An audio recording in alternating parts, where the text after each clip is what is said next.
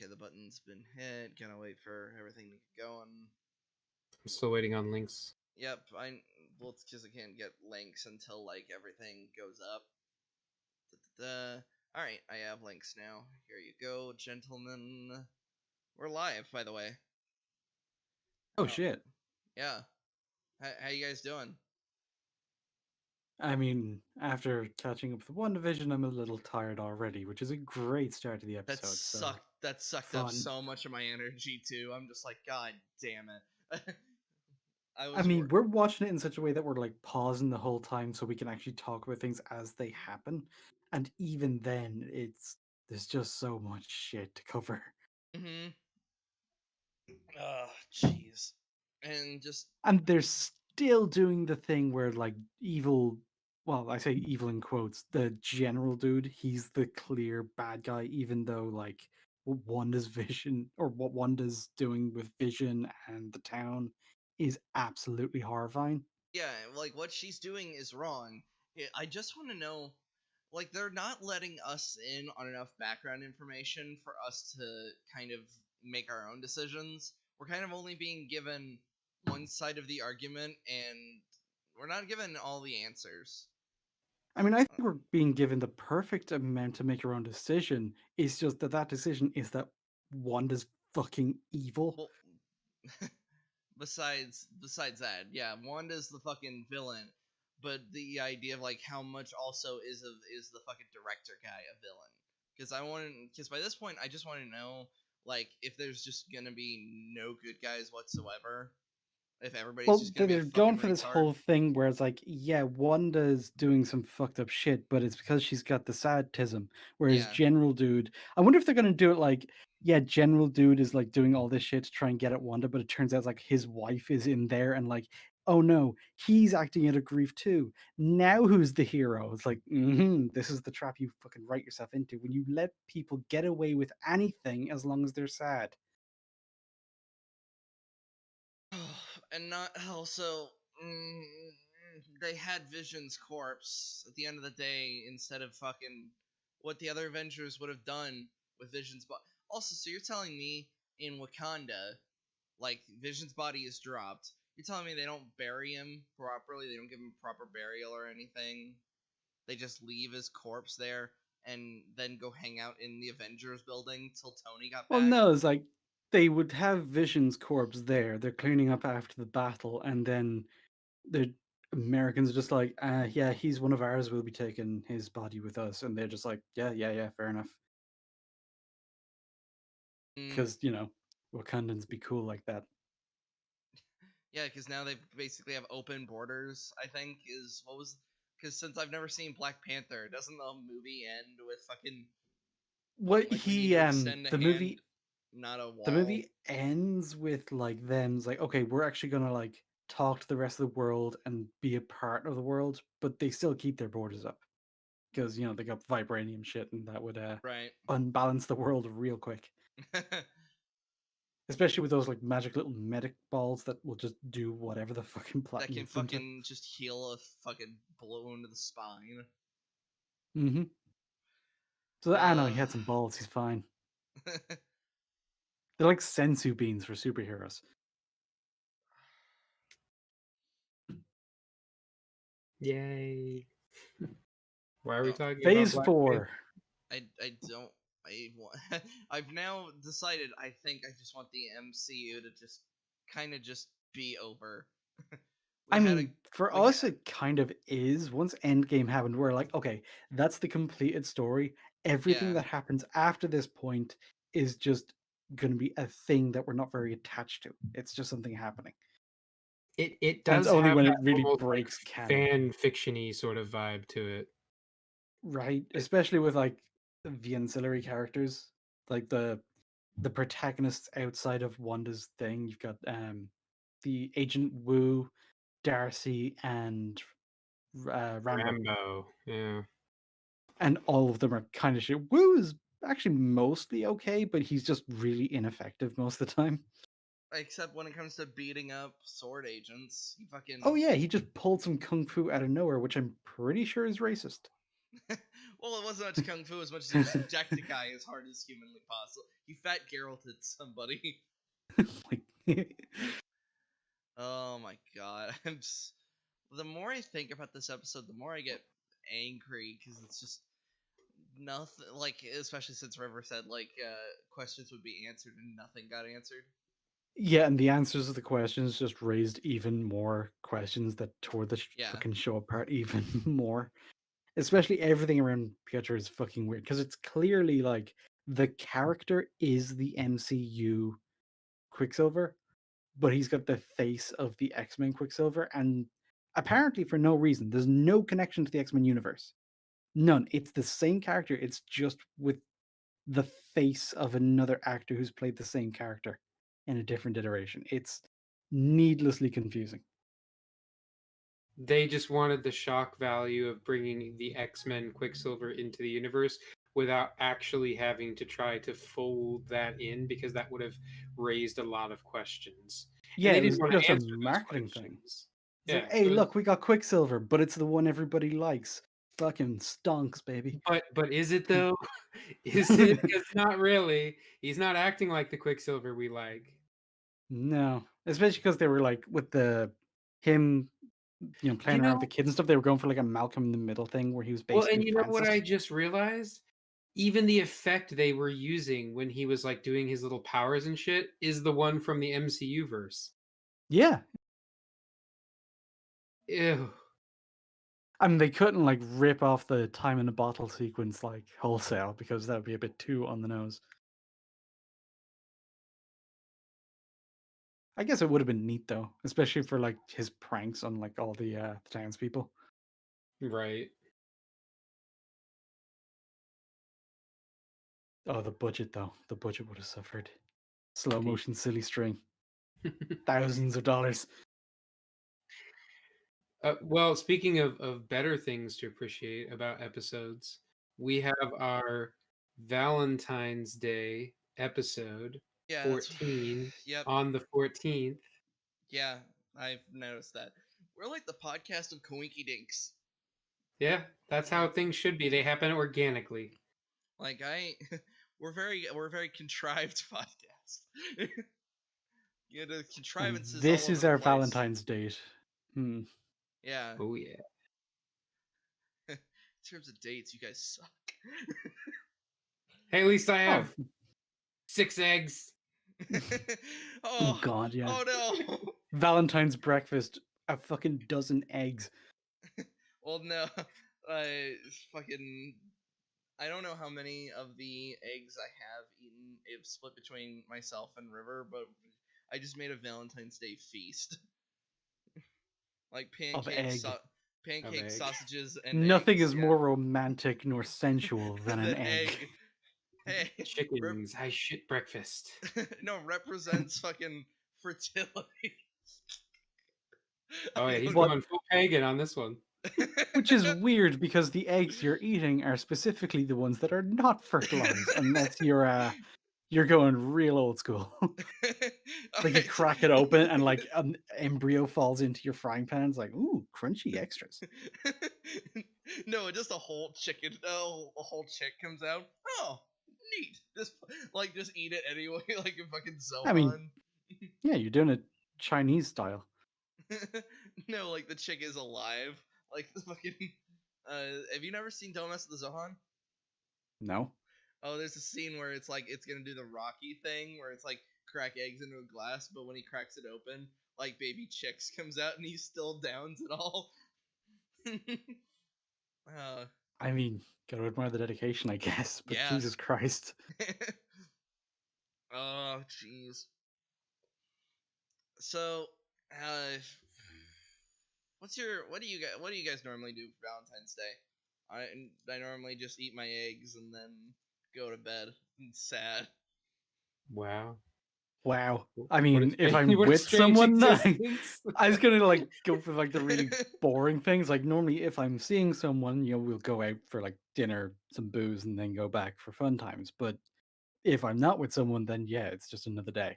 No, just eat eggs and be sad and go to bed. It'll be Well, fine. no, Yes. I'm that guy that's just like I hate Valentine's Day for the most part, which is weird because I it's like my mean, second it's Valentine's Day where I've had clearly somebody.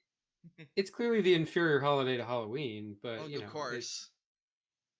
I mean, it it's just an excuse for date night, I guess, for people who are in couples. And then anyone who's not in a couple and just gets really salty about it, I just don't really get that. I mean, maybe when I was a teenager, I was salty about it because, as a fucking teenager, I was salty in general. But as an adult, getting all bitter because you don't have a date for Valentine's, it just seems childish. It's well because we as a society kind of value just coupling.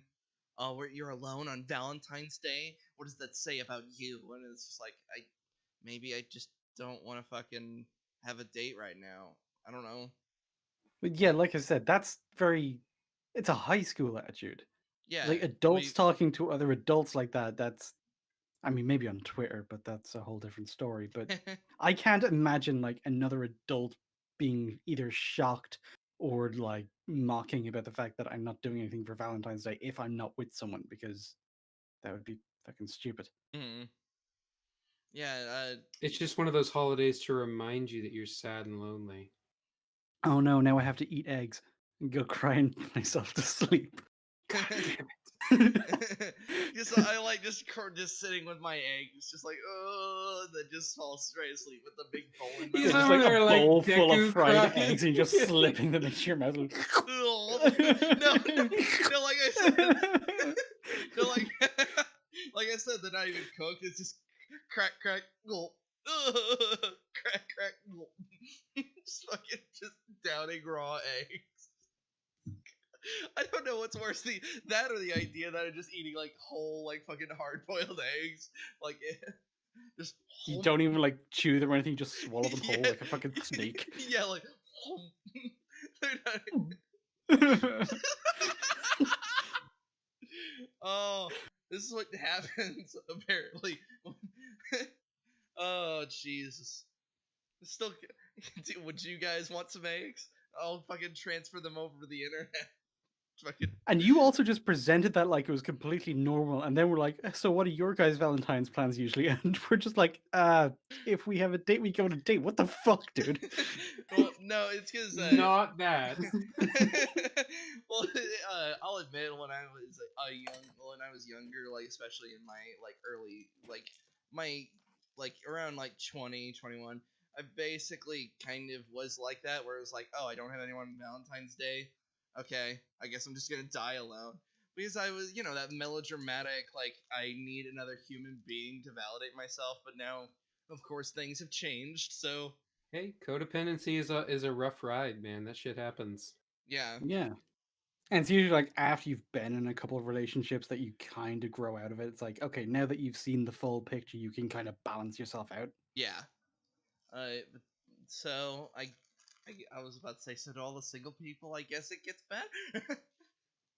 I mean, all the people who've, never really had a relationship and they're sad about being single in general, I can see how it would get worse on Valentine's Day.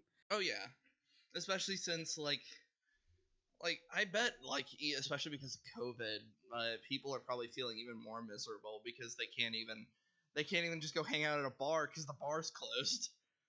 Or Oh, dude, restaurants being closed fucking crushes me, man. I love dude. restaurants. I like just going out with a few friends, have a few drinks, get some nice food. Like that was my thing. I never really did like pubs and clubs and stuff. That was our hangout, and it's been taken away from me.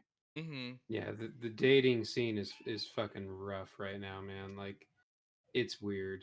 A lot of it is the whole like virtual dating, or like you can kind of text and talk to somebody and get to know somebody, but then actually trying to go through the logistics and like plan out a date Mm-hmm. is fucking nightmarish. And it's, I don't know. And then you add to that, like on top of all the COVID stuff, and all those restrictions, like dating has become a very political thing now. Like I cannot Wait, tell you how what? many people. Okay, so like, let's say you're on like Tinder or one of those kind of things, right? And you're going through and you're scrolling through people. Like people now put their politics front and center on their profile. Oh yeah. That sounds like a very American thing. I've not seen I'm anything like that over here. But Yeah, I'm I also don't not on Tinder, know. I so I mean, couldn't really know.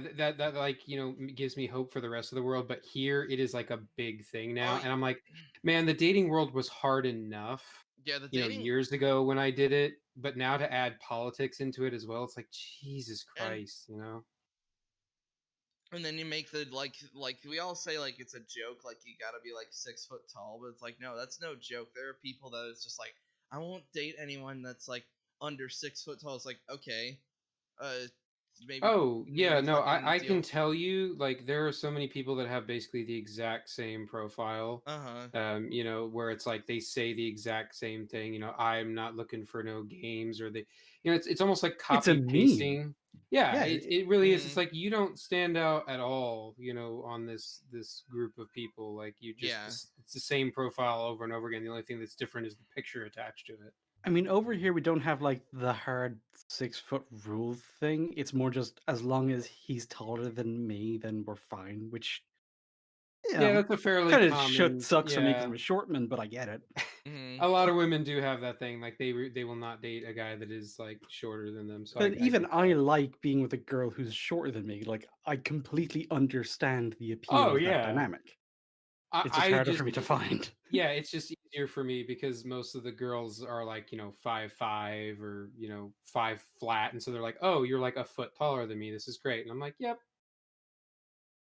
I've yet to date a girl that's taller than me, and I've always kind of wanted that to happen because it's just the I've like dated one or two, but like not like long term. But it's mm, just I don't Same. know. I It's hard think to I find girls taller than 6'3". Yeah, I right. think I told you guys I was like dating a girl for a little bit who was like about 6'2", and I'm around like 5'7", 5'8" ish. Oh, And that yeah, sounds awesome. I mean, I was at about tit height standing. Yeah, exactly. Awesome. No, it's just like how in all reality, once the new Resident Evil game comes out, let's face it, we're all gonna be running backwards to just stare at the fucking lady while it's like, oh no, I'm running away. Just keep your I constantly mean, like you you'll say never that, but I escape. imagine from a gameplay loop, like if it's a fail state, if she grabs you, like it might be funny to do it once or twice for the Oh, but it's memes, probably but like, gonna get Oh yeah, annoying. yeah, and but it'll it get annoying really absolutely is fast. a fail state. It's like they put out the demo, and I don't know if you've seen anyone play through it. It's not that long, but yeah, it's like she grabs you and will one shot you. Yeah. Yeah. So Um. What was I But gonna the other say? one with all like the blood and shit around her face, she seems to be like the mini enemy. Like she's kind of Uh chase you huh. more consistently, but she'll just like take little nibbles at you until she finally kills you or something. I mean, uh, I do which think it's weird they're finally like adding vampires and shit into the Resident Evil lore. they're not well, okay, they're vampires, but only in the sense that we're using the word vampire. They're probably just regular What? Wait, what the bo. fuck was that sentence? Yeah, what the fuck was that?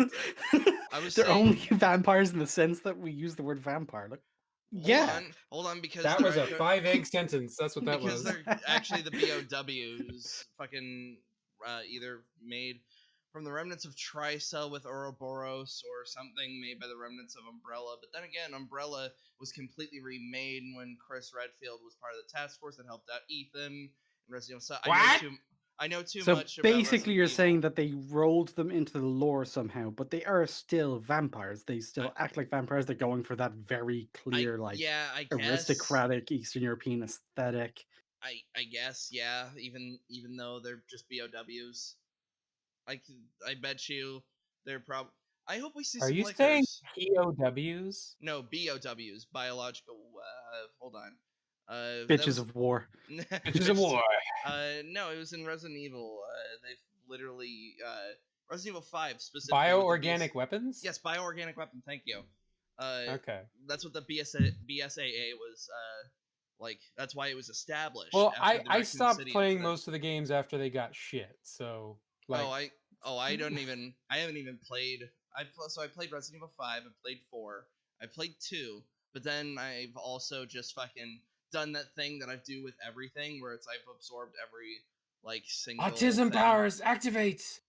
Yeah, it's why to me I could fucking recite everything in Metal Gear Solid, but still sounding like an insane person. Can you do the weird shit from Metal Gear Solid 2 where like the colonel's on the radio but he's losing his shit? I'm like do the effect or like actually remember what he said, because I do remember what he I said. mean, I was gonna say either or. Honestly, It's I'd like be impressed by either. Let's see. I'm trying to remember. There, was driving down my car, and then I saw a bright light, and then next thing I know, I was home.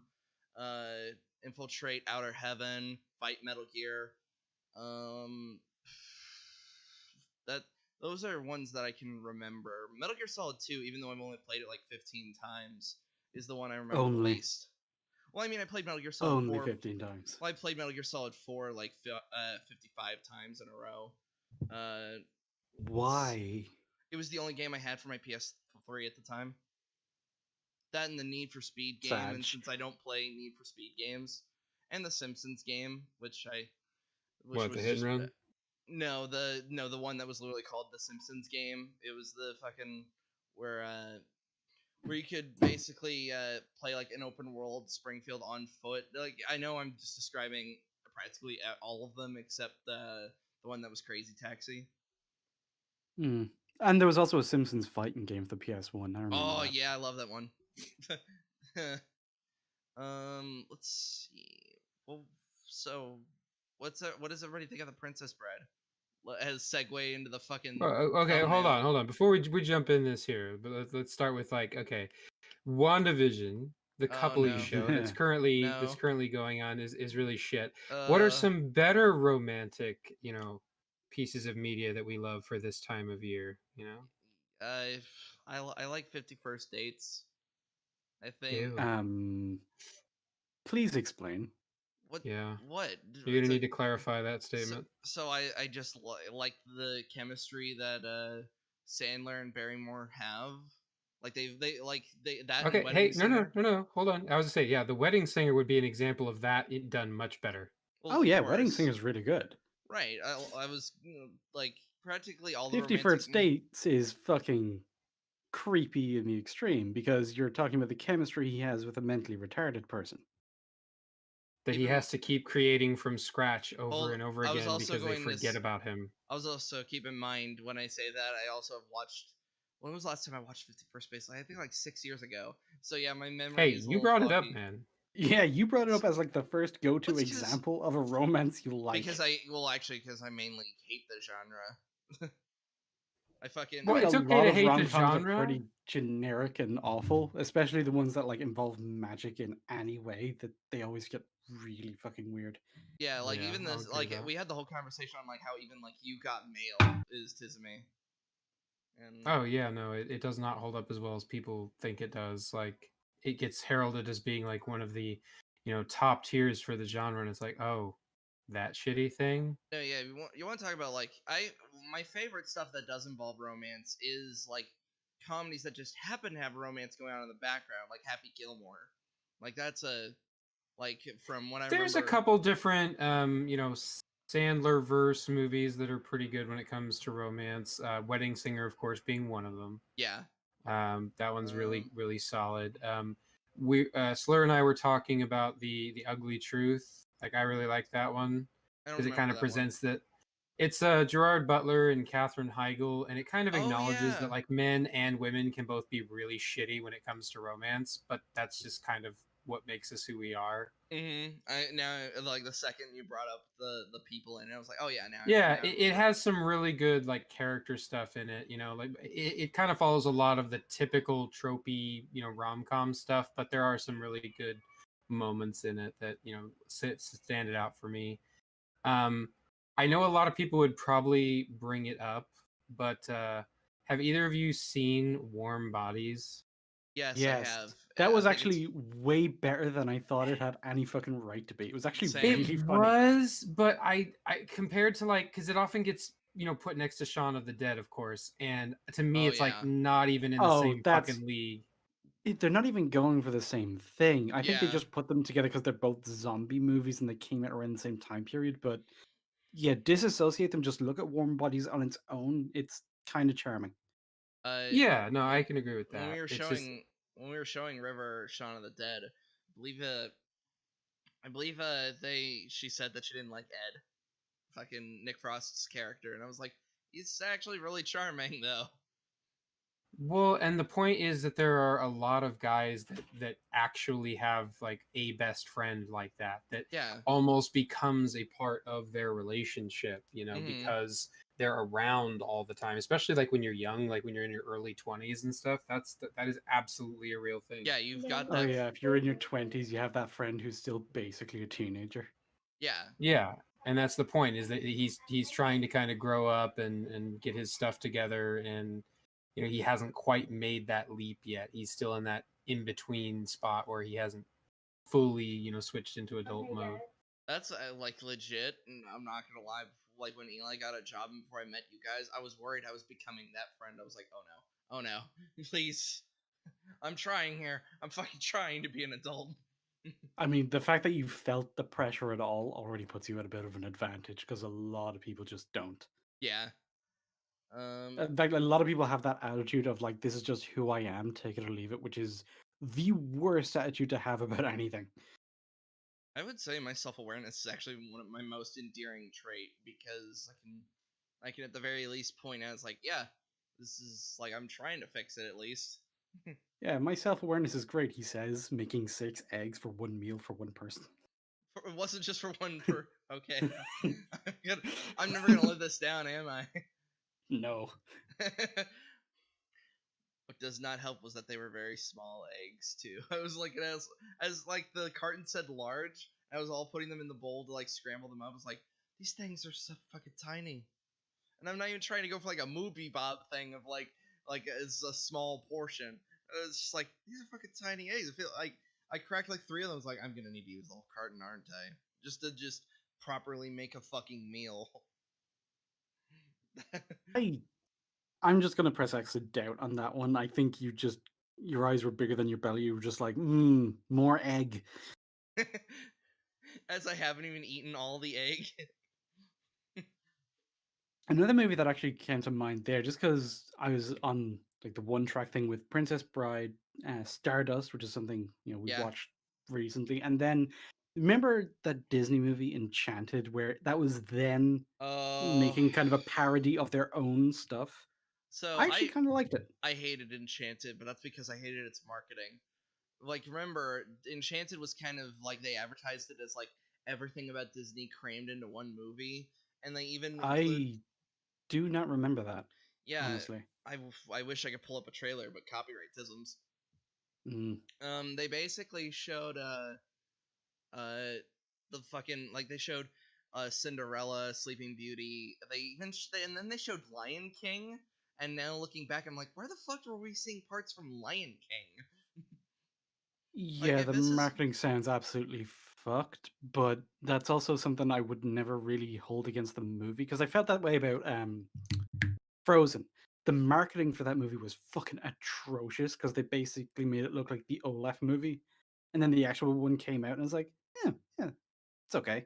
That song's gonna get old fast, but sure. somebody in chat mentioned Pride and Prejudice.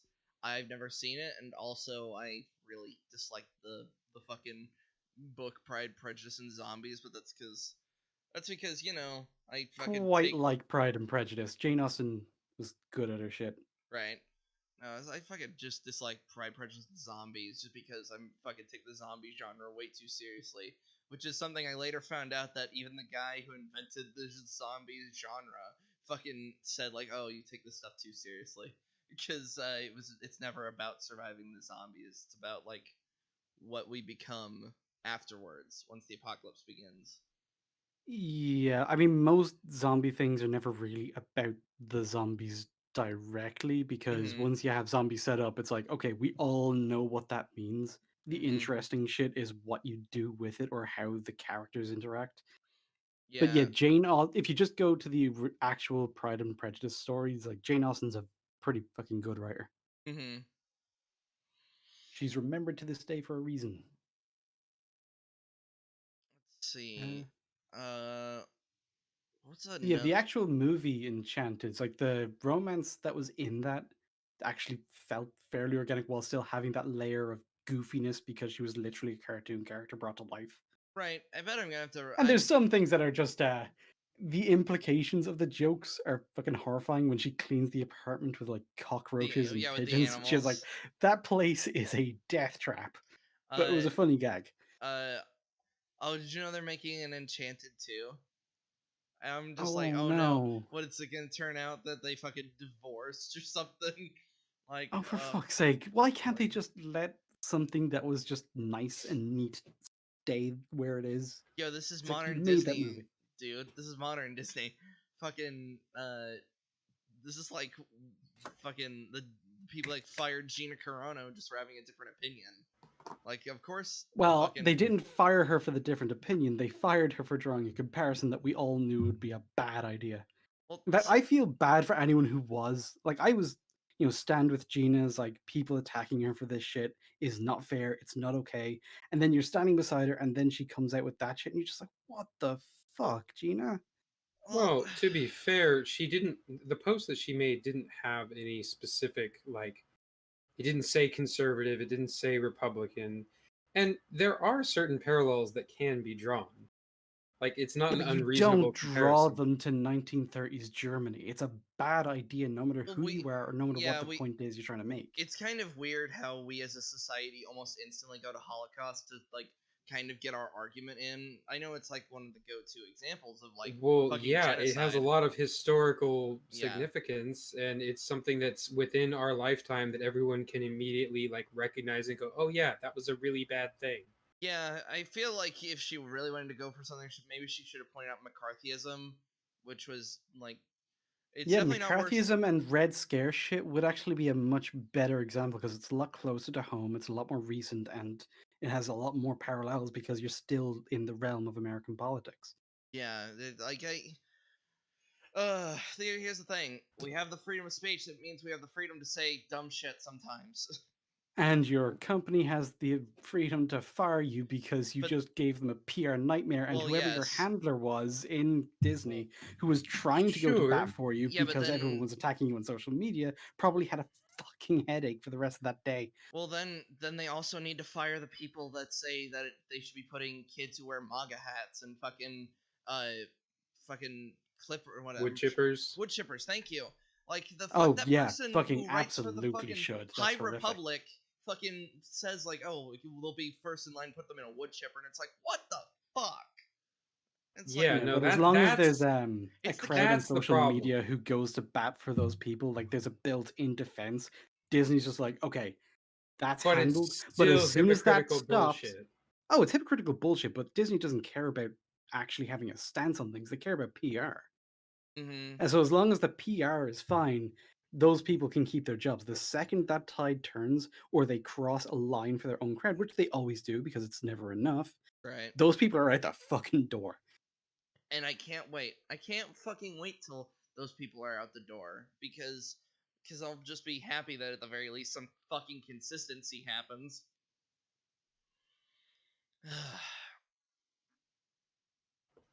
Day of love, and we're fucking doing nothing but getting angry.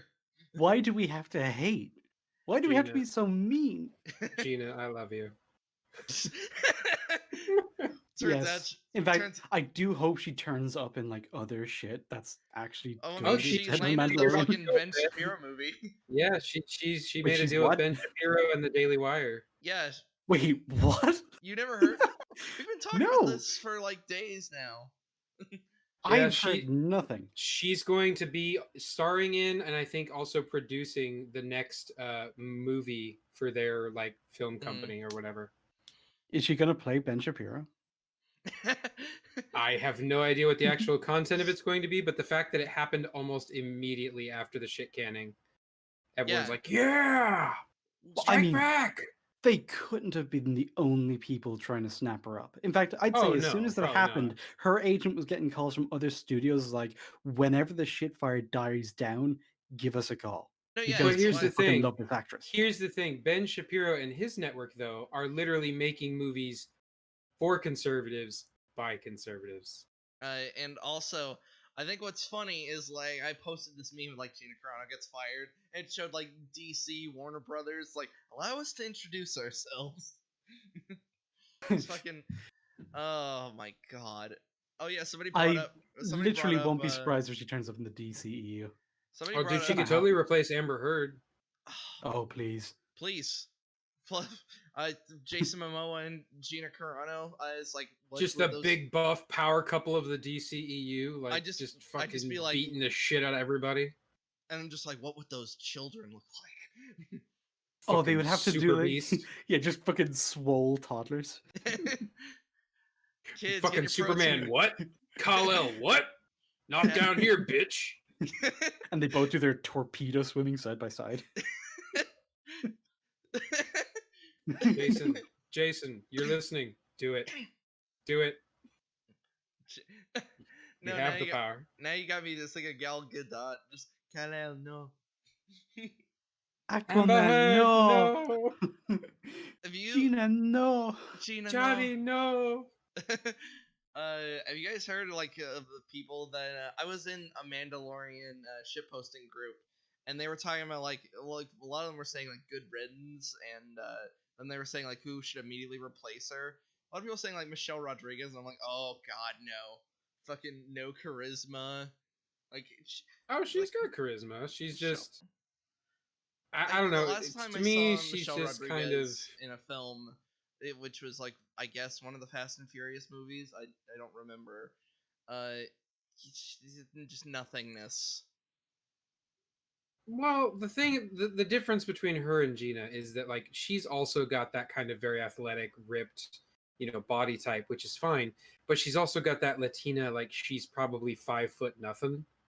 Mm-hmm. So it's like she's a fighter, but she's like a small, scrappy fighter, not like fucking big, bulky, ripped, MMA fighter. Yeah, So like she's more she's tough. yoga studio than MMA ring.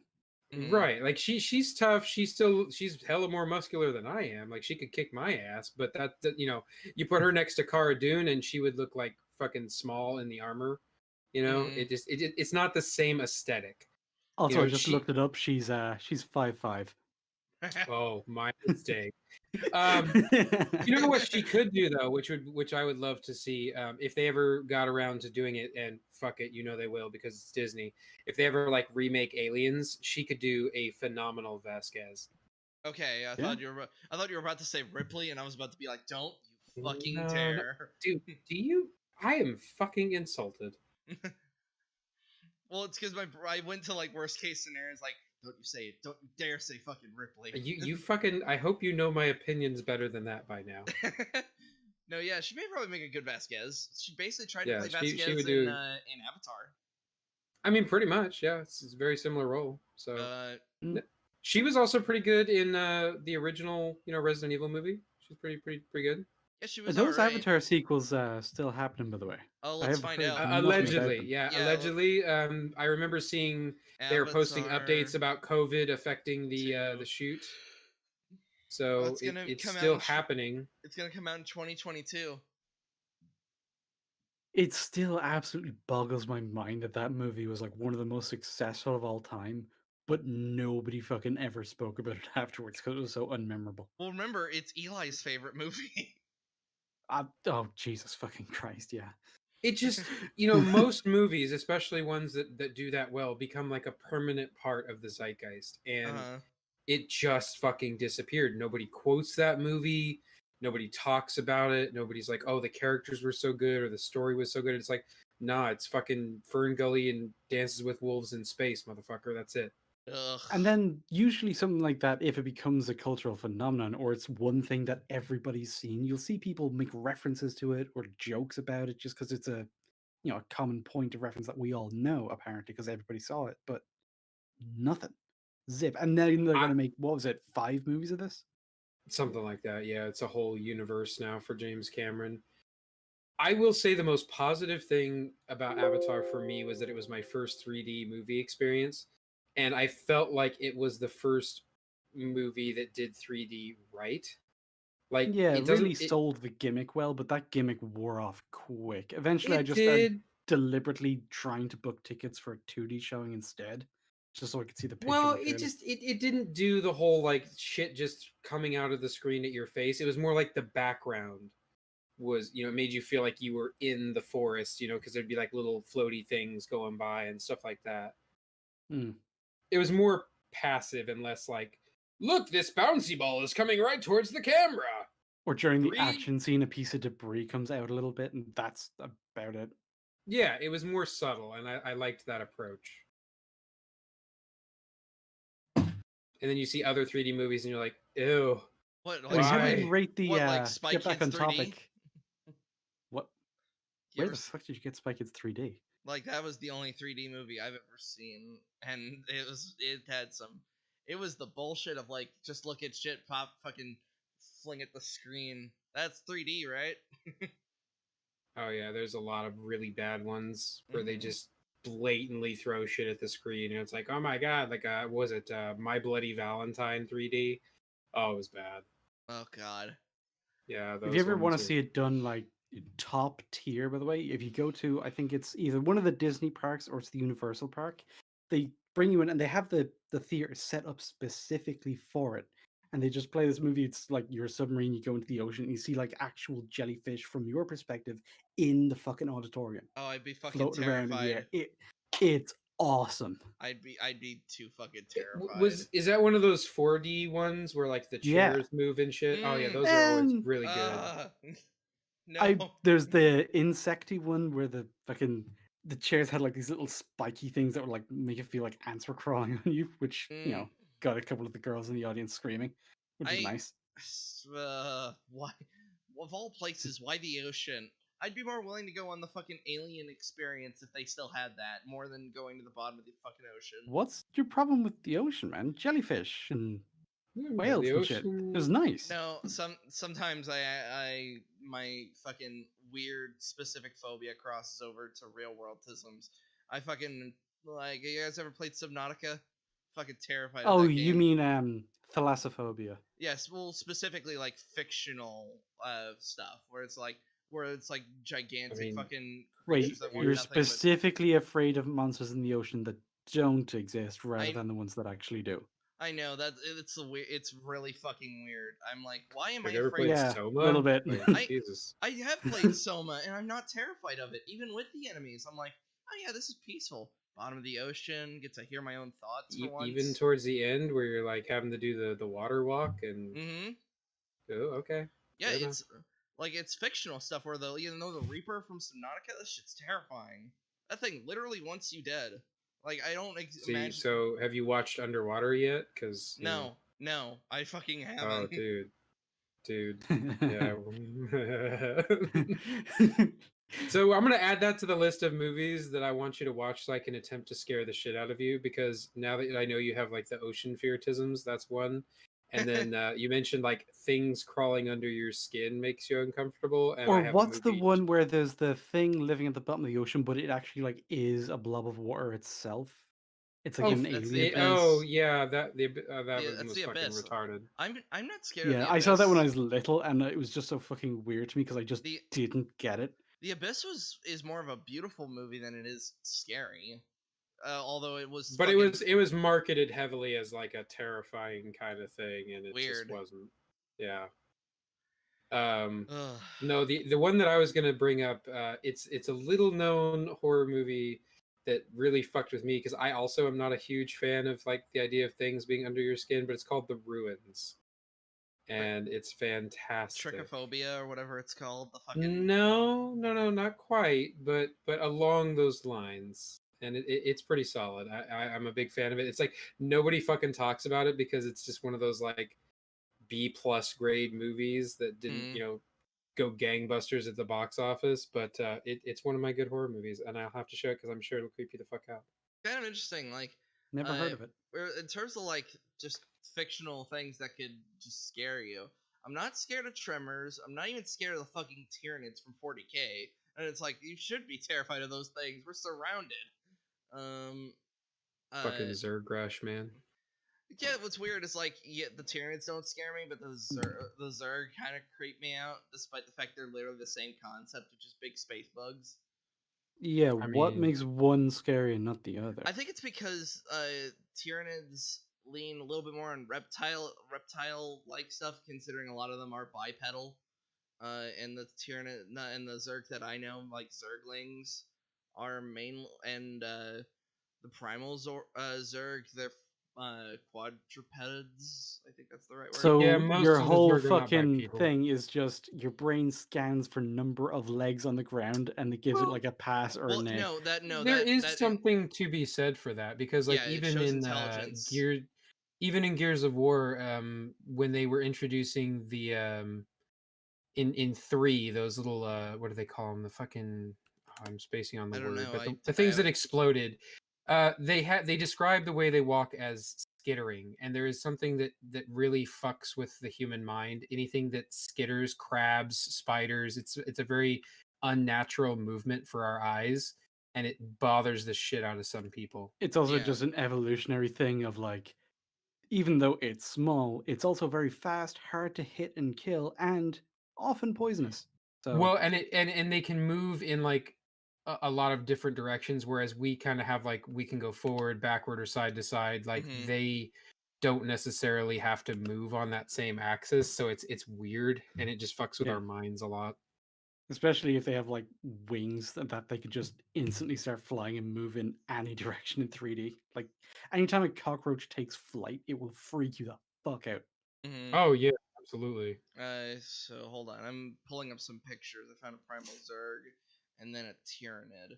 So like I think it's also for the fact that with Tyranids, I think they also show a greater level of intelligence with the fucking gene stealers and that kind of shit. So it's like instead of just it's not a mindless animal.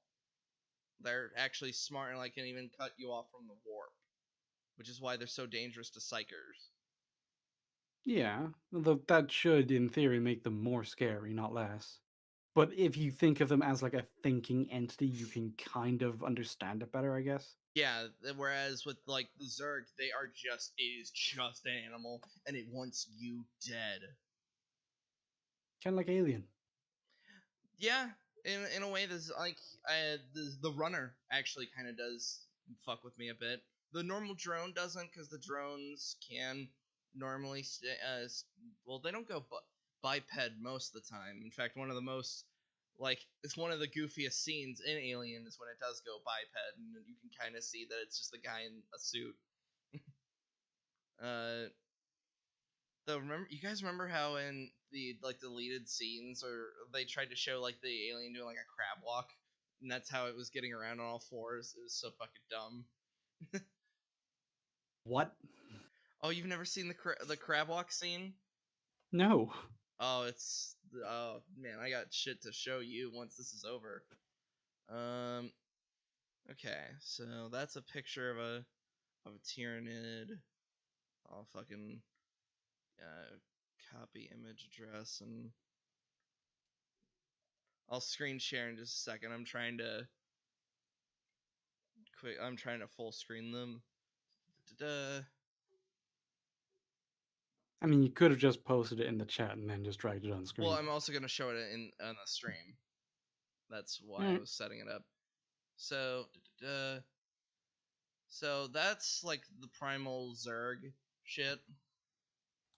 Let me take off the banner.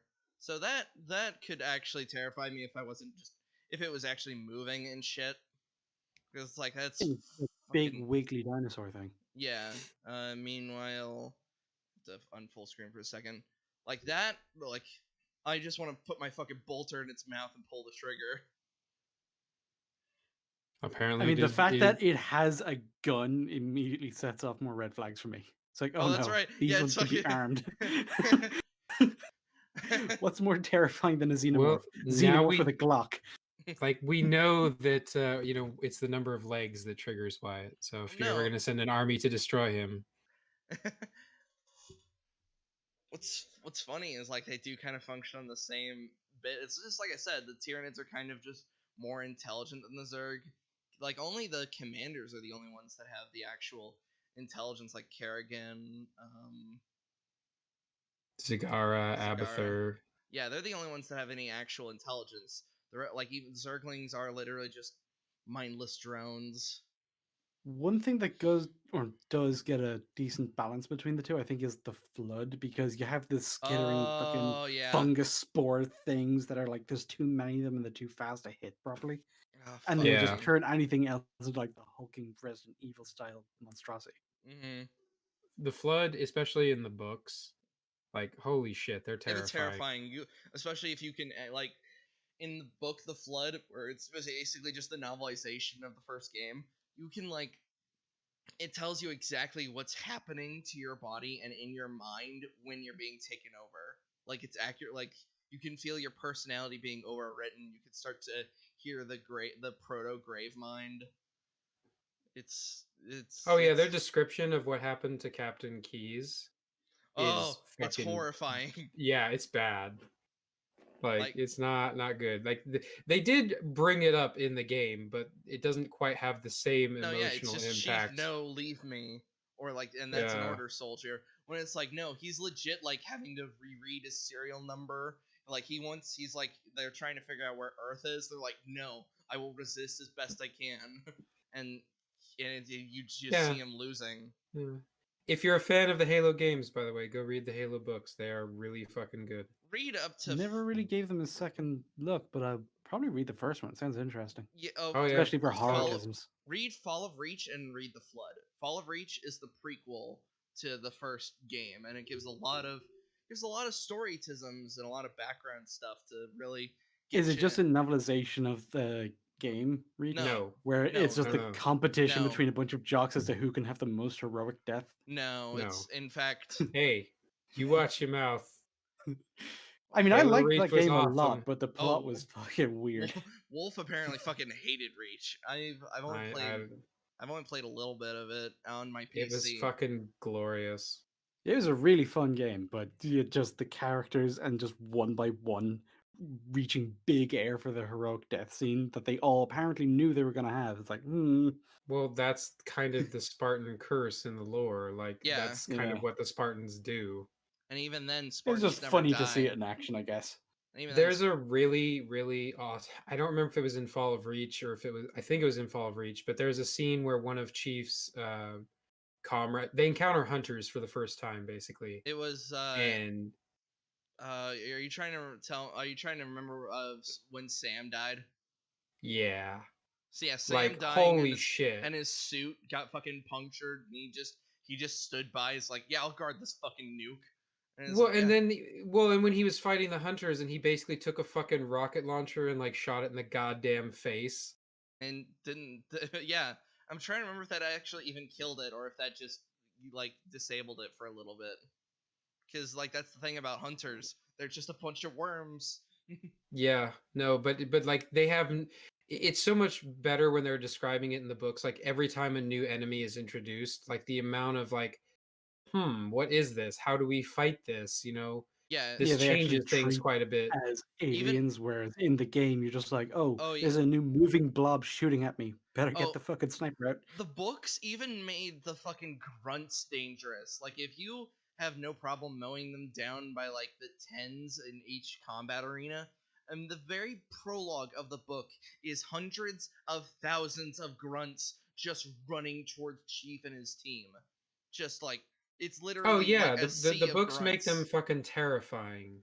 And it's Like like even in small numbers, they're still effective. yeah, like that's the problem. Like we all laugh at the grunts, but in the novelization, they're fucking terrifying. Like even a human has a hard time killing a grunt, let alone like trying to kill a jackal or God forbid an elite. Like they, like I No, believe, I and that's believe why like the books are always good. Like the Gears books as well. Like damn, that's an emotional fucking roller coaster. I've I never read think the the Gears Gears always books. had books. Oh, Yeah, dude, they're Resident they're Evil has fucking books. great. Like Yeah, if you love a universe, like if whatever gaming universe you're into, man, if it exists, there's probably books out there. Go check them out. Go support them because they're usually fucking phenomenal, yeah, they're fucking and Oh most yeah, awesome. people I just don't mean, know.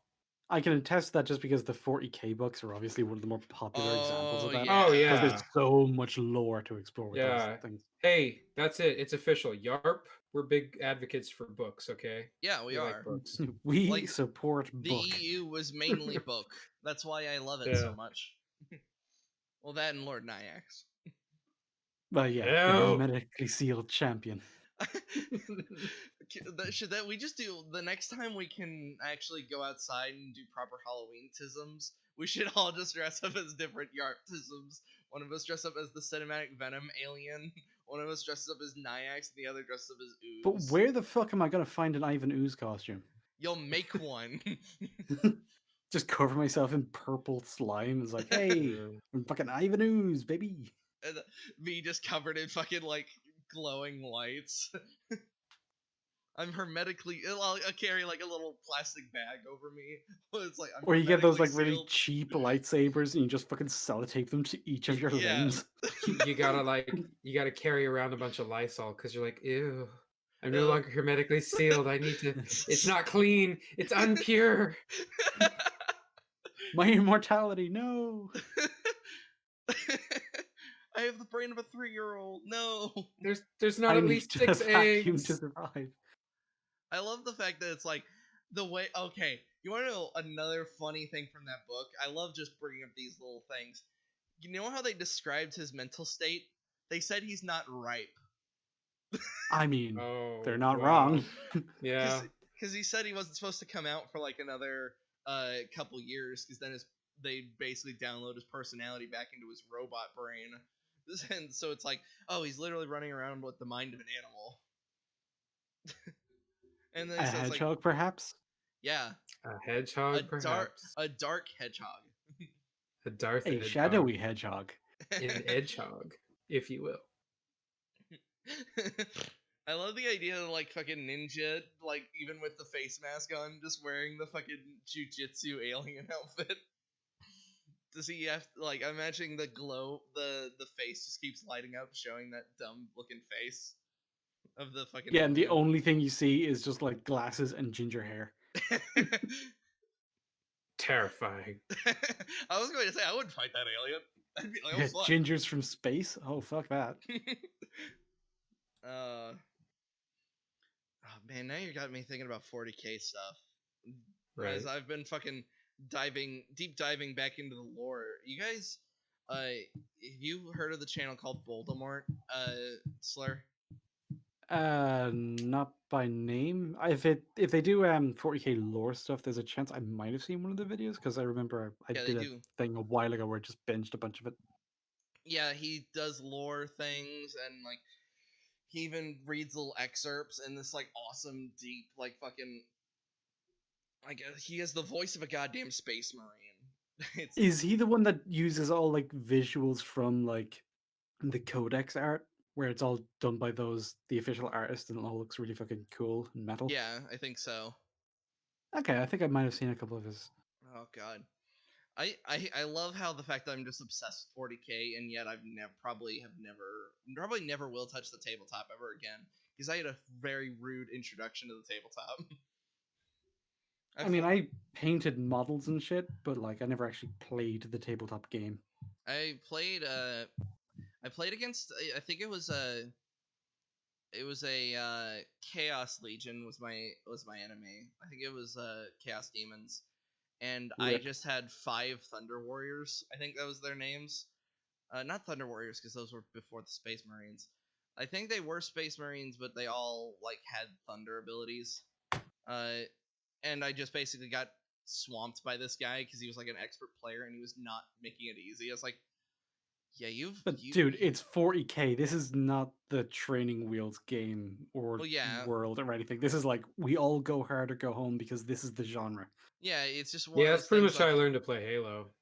I, that's I find this Legendary, all very. skulls on, fucking just dive in, motherfucker. Figure it I out. mean, just look at some art from the 40k world. Does that look like a place that has an easy mode? Well, no, I'm not saying easy mode. Just like properly explain the rules at least. Oh, well, yeah. I mean, you should be allowed to look up rules and shit on your first playthrough, especially if you're Yeah, new. the guy literally just handed me the little like paper thing you can use for abilities and stuff. Handed me the pieces and then said, "All right, now we're gonna fight." All right, I cover the fucking moon in chaos shit, and it's just like okay, I have a hammer. I'll swing it at you. Like, and it's like, and I tried moving a guy's like, oh, where's your ruler? It's like, what the fuck are you talking about? Hey, you have move distance. You have Yeah, to. well, I Oh. know what move distance is now, but you just didn't. Nothing was explained. I was literally fighting the guy that was just like, "All right, training wheels are off," and it's like I never had them on in the first You're just place. like, wait, I had training wheels? Yeah. Uh. So back onto the topic at hand, which I don't even know. I think it was Shaun of the once. Dead's really fucking good. Yeah, I love Shaun of the Dead. It is. It's I personally love Hot Fuzz more, but that's only because I saw Hot Fuzz first, so it practically ingrained I itself would in my. say Shaun of the Dead and Hot Fuzz are the best two of the Cornetto trilogy. I'm not I really a mean, fan of yeah. World's End. I I'm gonna think have to World's watch End World's is End the again. only one of the trilogy I've ever actually only watched once. The other two I've watched multiple times. I saw. Yeah. I've seen clips and like probably watched World's End once, uh, and I'm like, It Yeah. just it doesn't seems. have the staying power of the other two. Yeah, no. I mean, some of the jokes are like pretty funny and it's not awful, especially just the Mhm, characters so belligerent and stuff. But yeah, right. the other two are just so much more quotable and interesting. I wonder if I should. Would it be sniffing our own farts if I played the clip of getting of like Mahler and Drinker Yes. laughing? Yeah, A that's little what I bit, thought. yeah. Yeah. Yeah. I mean, we can allude that it happens, like just in a super Yeah. chat. Again, it's like we mentioned, Y.A.R.P and the name got a little Yeah. I bit got of a a. giggle, which is just nice, Yeah, I got a laugh out of Mahler and Drinker. It was very nice because validating. they were talking about Hot Fuzz, and it was just like, oh, I had no choice but to almost instantly be like, hey, we literally are accidentally a Hot Fuzz reference. I can't believe you didn't make that connection. I was more That you were leaning able to on. come up with the acronym and not immediately recognize, oh, that's a thing that Well, Hot Fuzz does. I was there when all this was thought up, and at first I was like really apprehensive about the name. So I was like, he came up with the name Yet Another Response podcast first, and then we acronymized it into Y.A.R.P. And it's like, okay, yeah, that's going to be kind of funny because it's just like a goofy, funny sounding word, and also accidentally a Hot Fuzz reference. But like, how Mm, long is going to be funny for? And it just ended up being perfect for the tone we have. mm-hmm. It's like, oh no, I'm being horrifically criticized by Y.A.R.P. Like, It's so you because just can't carry it. well with me Yeah. the whole reason I even came up with the name was like there was all these fucking like all these podcasts showing up like I don't want to fucking like say lesser quality but they just showed up like after EFAP well even before EFAP Well, yeah, this fucking is what happens. These things go in yeah cycles, you know.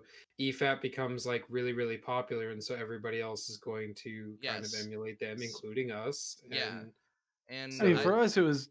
and I so think for a lot of people, it was just everybody saw EFAP, saw mm-hmm, that it was it was successful and people are interested in watching that, and that's nice. But also, it just looks like it's fun to do. yes it and it is is. dude just Yeah, sitting here and talking to you guys is actually like I look forward to Sundays so much. I'm like can't wait to do Y.A.R.P tisms.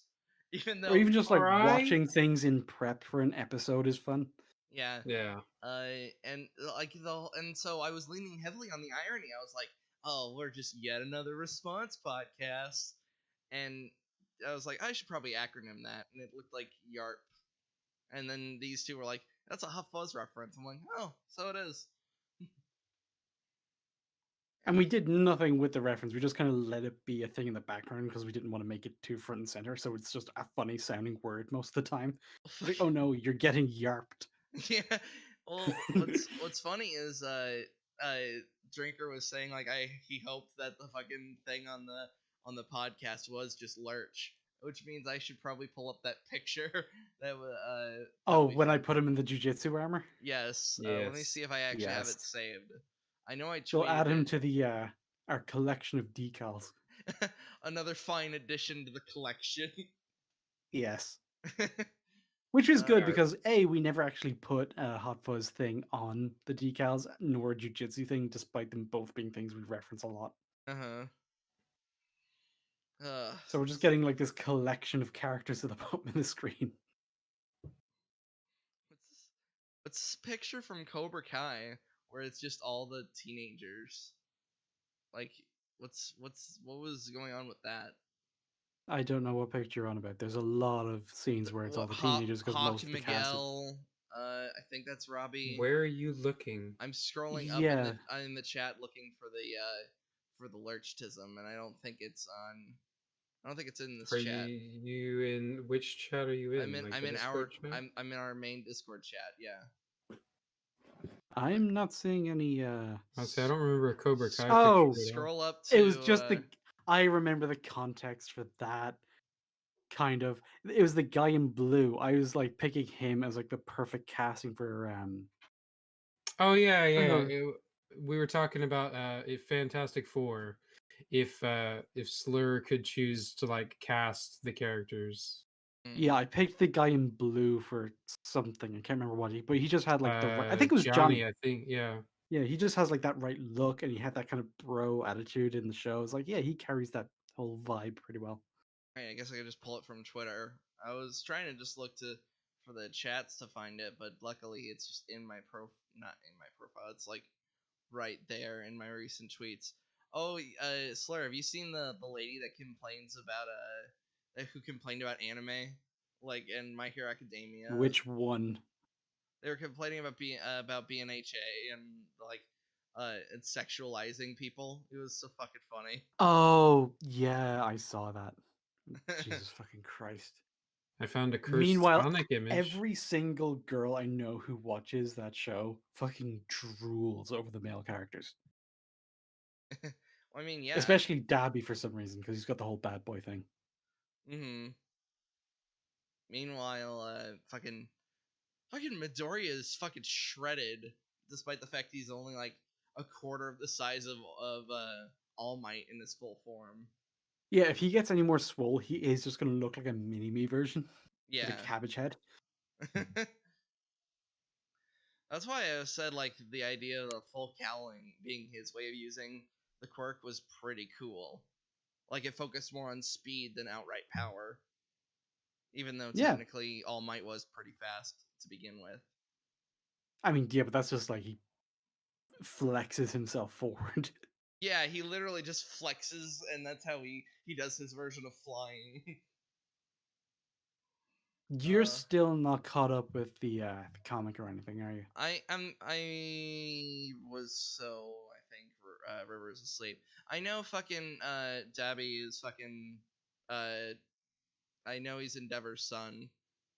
I mean, that was kind of like a very supported theory for a long time. Yeah. Just we finally got the confirmation. Yeah, we got the confirmation. That's what I was more talking about. I I I think it's okay from what I've seen. I very much skipped ahead to just see what's going on, so I now need to connect the context to a lot of that.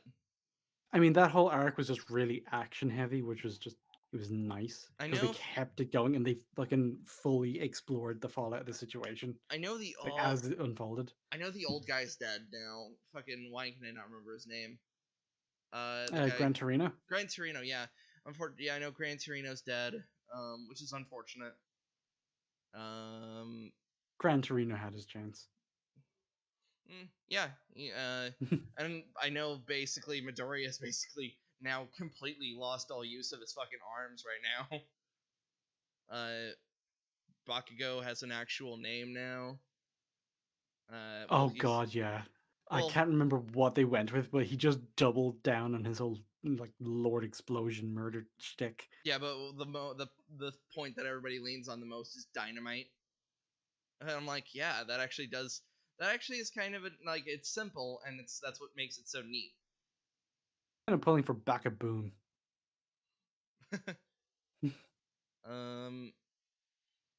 Yeah, I think I was reading a thing that said like Midoriya should just have fucking black whip arms now, and it's just like don't do that, please. Yeah, no, that would be Tismy. I mean, the whole having multiple quirks thing was Tismy from the get-go. Yeah, so. If I could change literally anything, I would just have him I would just have him lean further and further on fucking full cowling. Never, not the fucking. Yeah. Or if he rolled all the other quirks into that one. So if he had the Black Whip power, but he was just using it as like keeping his muscles together while he uses all for one, you know, so that he's reinforcing the one quirk, not just breaking all the rules so that he can be extra super special. Yeah. So romance movies. Oh yeah, those. Sure. Didn't we want to talk about Princess Bride, Stardust, and whatever else we think of? Yeah, pretty much. I What's think a those were kind of two of the big ones that yeah? we tend to gravitate towards as being good examples of the genre. Mm-hmm. I think it's I also think because Princess Bride was the first romance thing I saw that was like really fucking good. well, here's the thing. Both Stardust and Princess Bride are good stories that just happen to have romance. That's the best part. Like I Yeah, know like they're good stories first, but they have a romantic element to them. that's why I I hate wouldn't things. even call it a romantic element because the romance or the relationship between the two having the romance is the focal point of the plot. So they are romance movies. It's Right. just they've got a story to support it and a context for the romance to happen in, I think not that's what And just good two world building and quirky good people who, characters, you know. I think yeah. that's why I hate most just rom coms in general.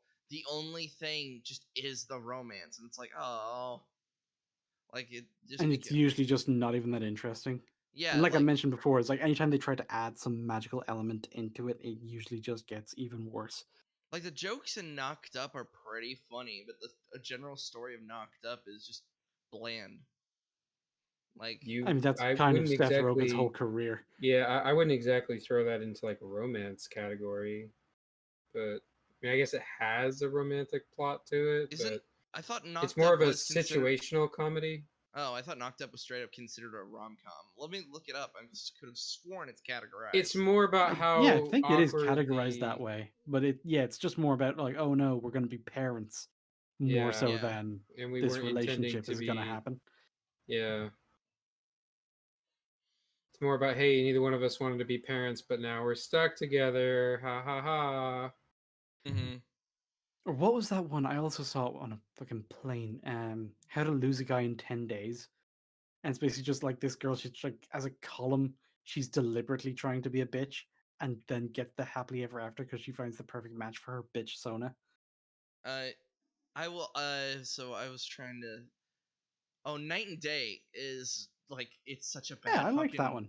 It's such a bad fucking film. Or at the very least, I fucking it was played to death in my household, so I was just like, I just got sick of I've it. seen it once, and I remember thinking it was fun. I was also much younger and not very critical, so I'd have to watch it again to be sure. Mm-hmm. But I remember thinking, it's like, huh, I it's love. better than I thought it was going to be. I did love the Also, I just comedy. loved was it Cameron Diaz? Cameron Diaz and Tom Cruise's chemistry was so fucking funny. Yeah, and Uh, that's what carried the entire movie for me because that's all I can remember. I yeah. haven't specifically seen that one, but the way you guys are describing it makes me think of that one. What was it? Mr. and Mrs. Smith. Oh, okay. Bad movie, but actually, I love watching it. It's such like There's a lot of charisma there, like between the two of them. You well, know, it's because it's Brad and Angelina before all the tismerie happened. I think right. I think it was almost like it was literally like a year before the tismerie started. So when they were just the perfect couple before they adopted the 5 million kids. Yes, Um, it's the children that ruin that relationship. well, of course. No, I was just we all point to that was when it started, and that's probably not what actually happened. I And it mean, usually when you get something like that, it's like, oh no, our relationship is failing. I know what'll save it: kids, babies. yeah. Um, so on Night and Day, it was pretty like one of my favorite jokes about that was the fact she saw Tom Cruise just on a motorcycle, as he does. Uh, she it goes up something. She sees the motorcycle. It's empty. Then Tom Cruise just lands on her fucking windshield. Goes, "Hi, Jude," and then just continues fucking. Then it just breaks into an action scene. It's just that kills me every time. What was that movie where Ashton Kutcher was like a hitman and he was like What? trying to date somebody? Hold on. The Uh, '70s show. I don't that I don't remember that showing up. I don't control the weather, Jackie.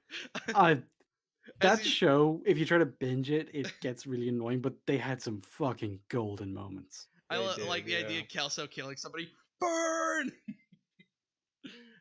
Ashton. Or he's Oh. like halfway through the assassination and he puts on the punk tat. Ashton Kutcher assassin movie. I'm just gonna have to fucking put that in because I have no idea what the name of it is. You know what I just kind of realized? You know how like every once in a while there'll be like Killers. 2 movies released by Hollywood that basically have almost exactly the same premise but just different names? Yes. I feel like that happens with rom-coms more than other genres. Well, it's because they're cheap Just to make. because once you find out, yeah, and the premise is usually something very simple. So if another studio gets word of it, they can hammer one out quicker. It's why like stoner comedies like Judd Apatow films can be made in like 20 fucking minutes. And there's very few stoner movies that are actually really fucking good. I think like The Big Lebowski and dude. Pineapple Express are the only ones that No. really come to mind. Hold on. Grandma's Boy. Oh, fuck yes. Hold on. Yeah, thank you for acknowledging. Grandma's- Have you never seen that? I'm quickly looking it up to see if Oh my god, I'm not even like a big Yeah, we like gotta stoner put that on person, the list, man. and it's amazing. Oh, what the fuck is this? Am I looking at? Are you looking at the cover art with all the Yes. circles? Yeah, it's great. The drawn Yeah, like the little cartoony looking one. yeah. Yeah, that's like Right. the official cover art. That's going on the list for watching Oh, because dude, it's yeah. fantastic. Please sit on my face. What? The fucking dude from Avatar is in that movie, and he plays like the weirdest motherfucker ever. He's so socially awkward. It's hilarious. Oh, okay. It's a good thing the fucking banner's up. There's just a picture of Google Images of like fucking. Yeah. Don't do that. It's not. Yeah, don't do Yeah. that. Yeah, it's not a advertiser friendly movie. Yeah. It's not. High score? What does that mean? Is that good? I think so. Out of the two, we'll try to swing this back to the original topic. Are you guys more leaning towards Princess Bride or Stardust? I lean a little bit more towards Stardust because it has a lot more of the high fantasy stuff. Whereas, yeah, well, I mean, they're both considered like high fantasy as far as the setting goes. It really depends on what your metric is for comparing the two, I guess. Like, I think that I really like both. they're far both up there. really Yeah, good, but I they're think great. Princess Bride might have a bit of a tighter story. Yeah, especially when it comes to like that. the resolution and stuff. I could definitely agree with that. I think I really love the world of Stardust more though, like with the fucking lightning catchers and the stuff. Oh yeah, as just that's like why I a say fantasy world, Stardust knocks it out of the park. Yeah, that's why I say great. it leans more into it because like the most fantastical elements of Princess Bride is like the miracle pill, the torture machine. Trying to Yeah, Princess think. Bride is more like a swashbuckling adventure with Yeah. like some magical elements, whereas Stardust it centers on magic as its premise. Oh yeah, Mhm. the magic is a key part of the story. Yeah.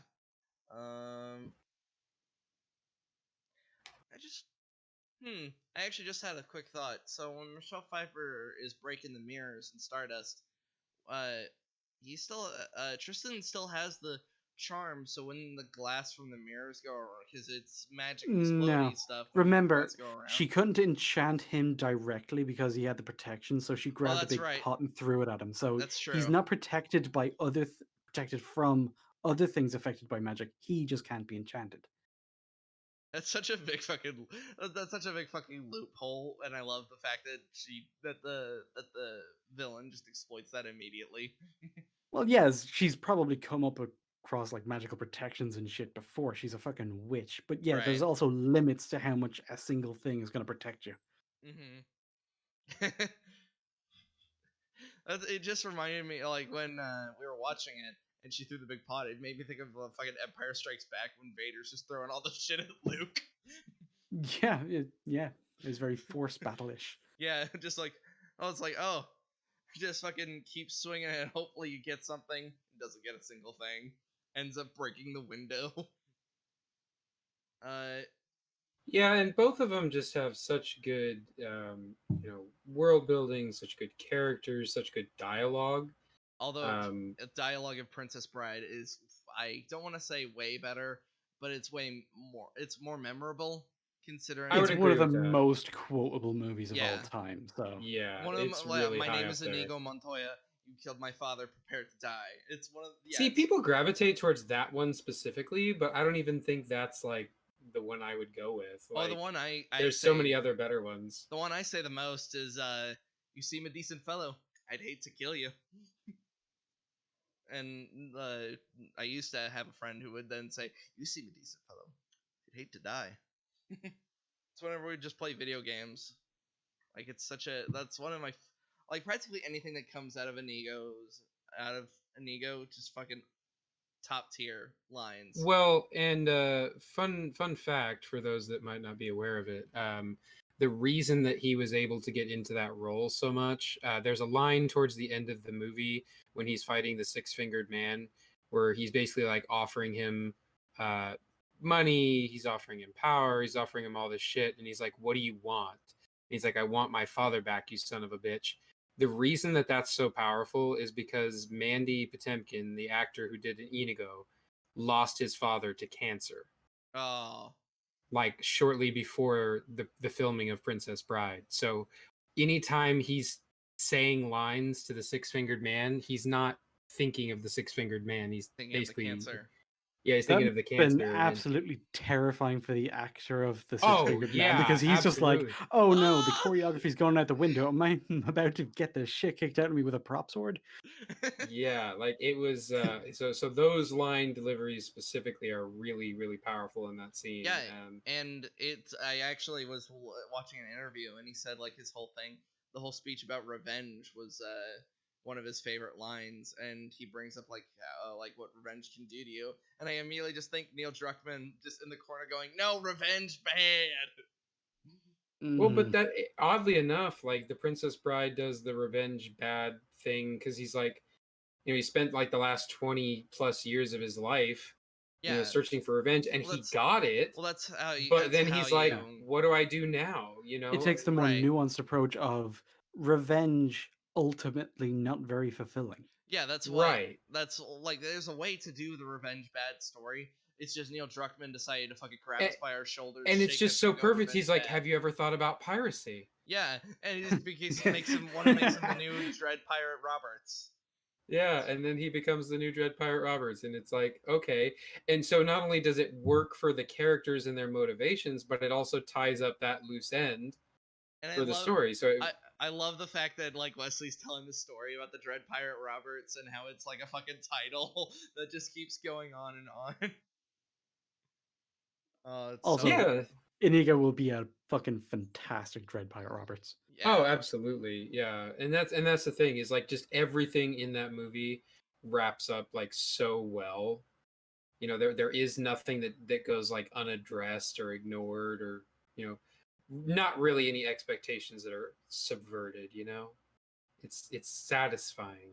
And Yeah. also, even though like the fight between Wesley and Inigo is like it's not the worst choreographed, but it's certainly not the best choreographed. But the fact that like they have the choreography that they have and that mixed with the dialogue, it's still what makes it pretty top tier when it comes to like I would fights. say honestly, it's more so the dialogue and the Yeah, banter between them that is really what that fight is about. Like the choreography is Yeah. okay, yeah, but it's that's not what this movie is about. exactly.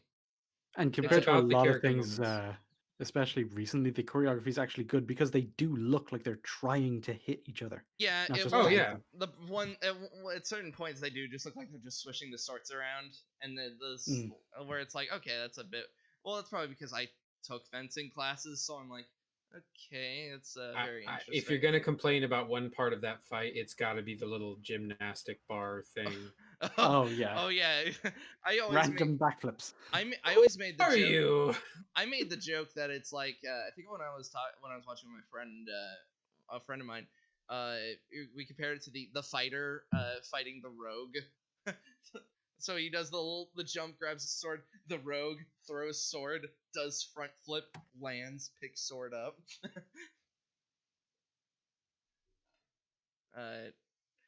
Well, and when I was watching it recently, we talked a lot about Andre the Giant and just how fucking insane, it was. Because you got to think, back when this movie came out, the idea of a wrestler, being an actor was basically unheard of. Yeah, it's not commonplace like it is now. And, it's hard to tell because he's so fucking massive. But, like, we looked it up. The other people in the scene, like the guy who does Inigo, is 6 foot tall. Okay, Lou so Ferrigno was he a wrestler or a bodybuilder? I can't remember. Bodybuilder. he was a bodybuilder. He was Okay. like Arnold, but Andre the Giant You guys keep makes talking, I'll them be right all back. look fucking tiny, Oh, and yeah. it's like these are not small people. It's like it's not like he's 6 something and they're like 5 nothing. Like he's fucking 7 something, like Yeah, ginormous. he was an fucking actual dude. giant. Like there's so many stories about him. I think one of them was he wasn't able to just like shit in a normal toilet. It's like they actually had to find other workarounds because the toilets couldn't handle him. Right. Yeah, no, he just insanely huge. And like, so the scenes where he's just like manhandling people are all fucking great.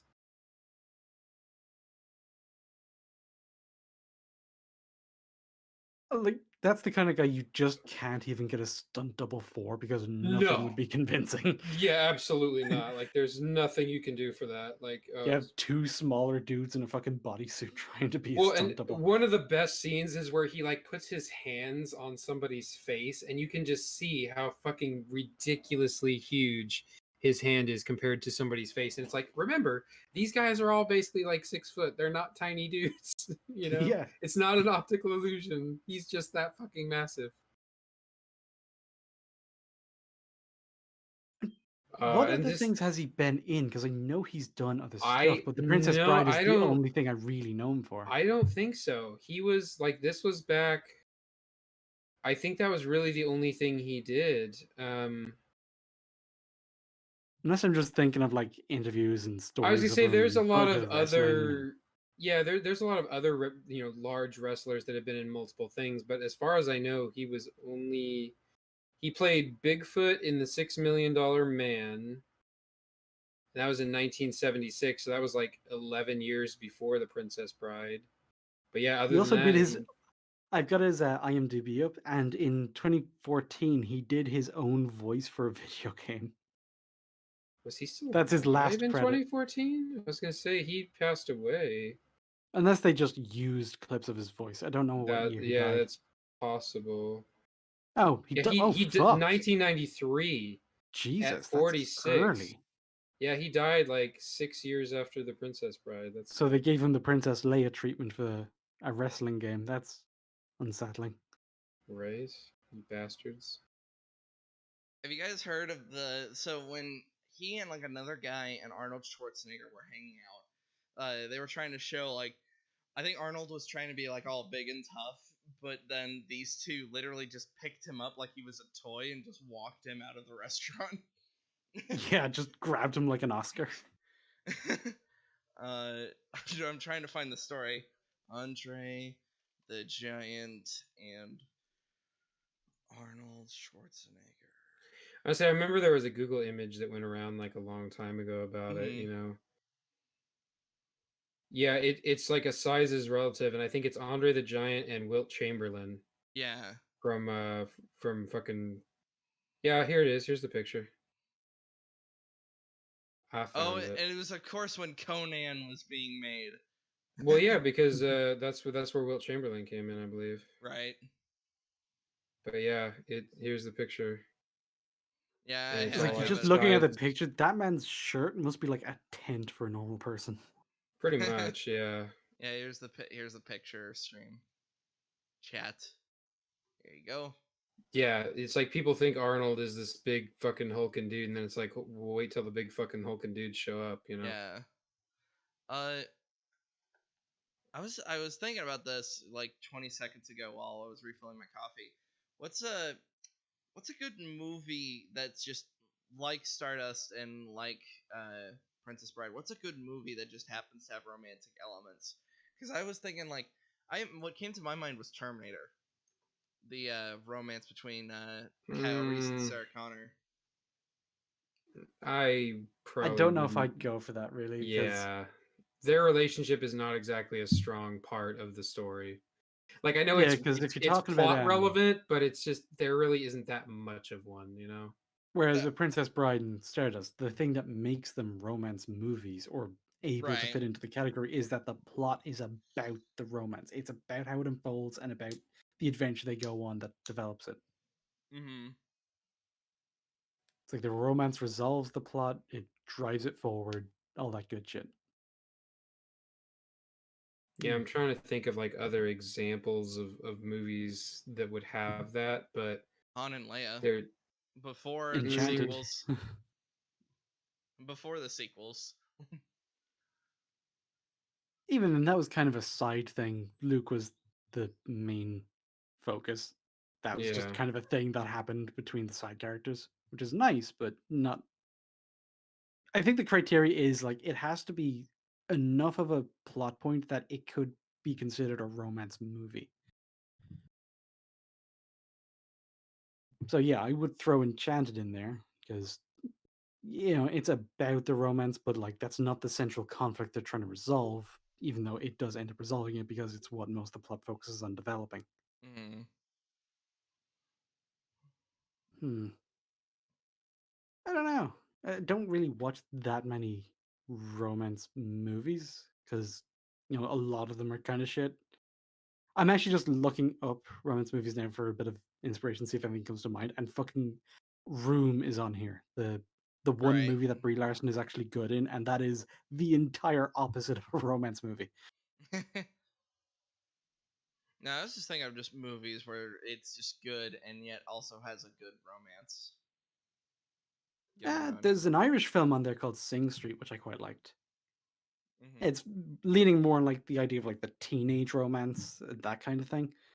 But it's also like this kid, it's like he just wants to be fucking cool, wants to be like his older brother. Is like, because he's a teenager. It's like, who the fuck am I?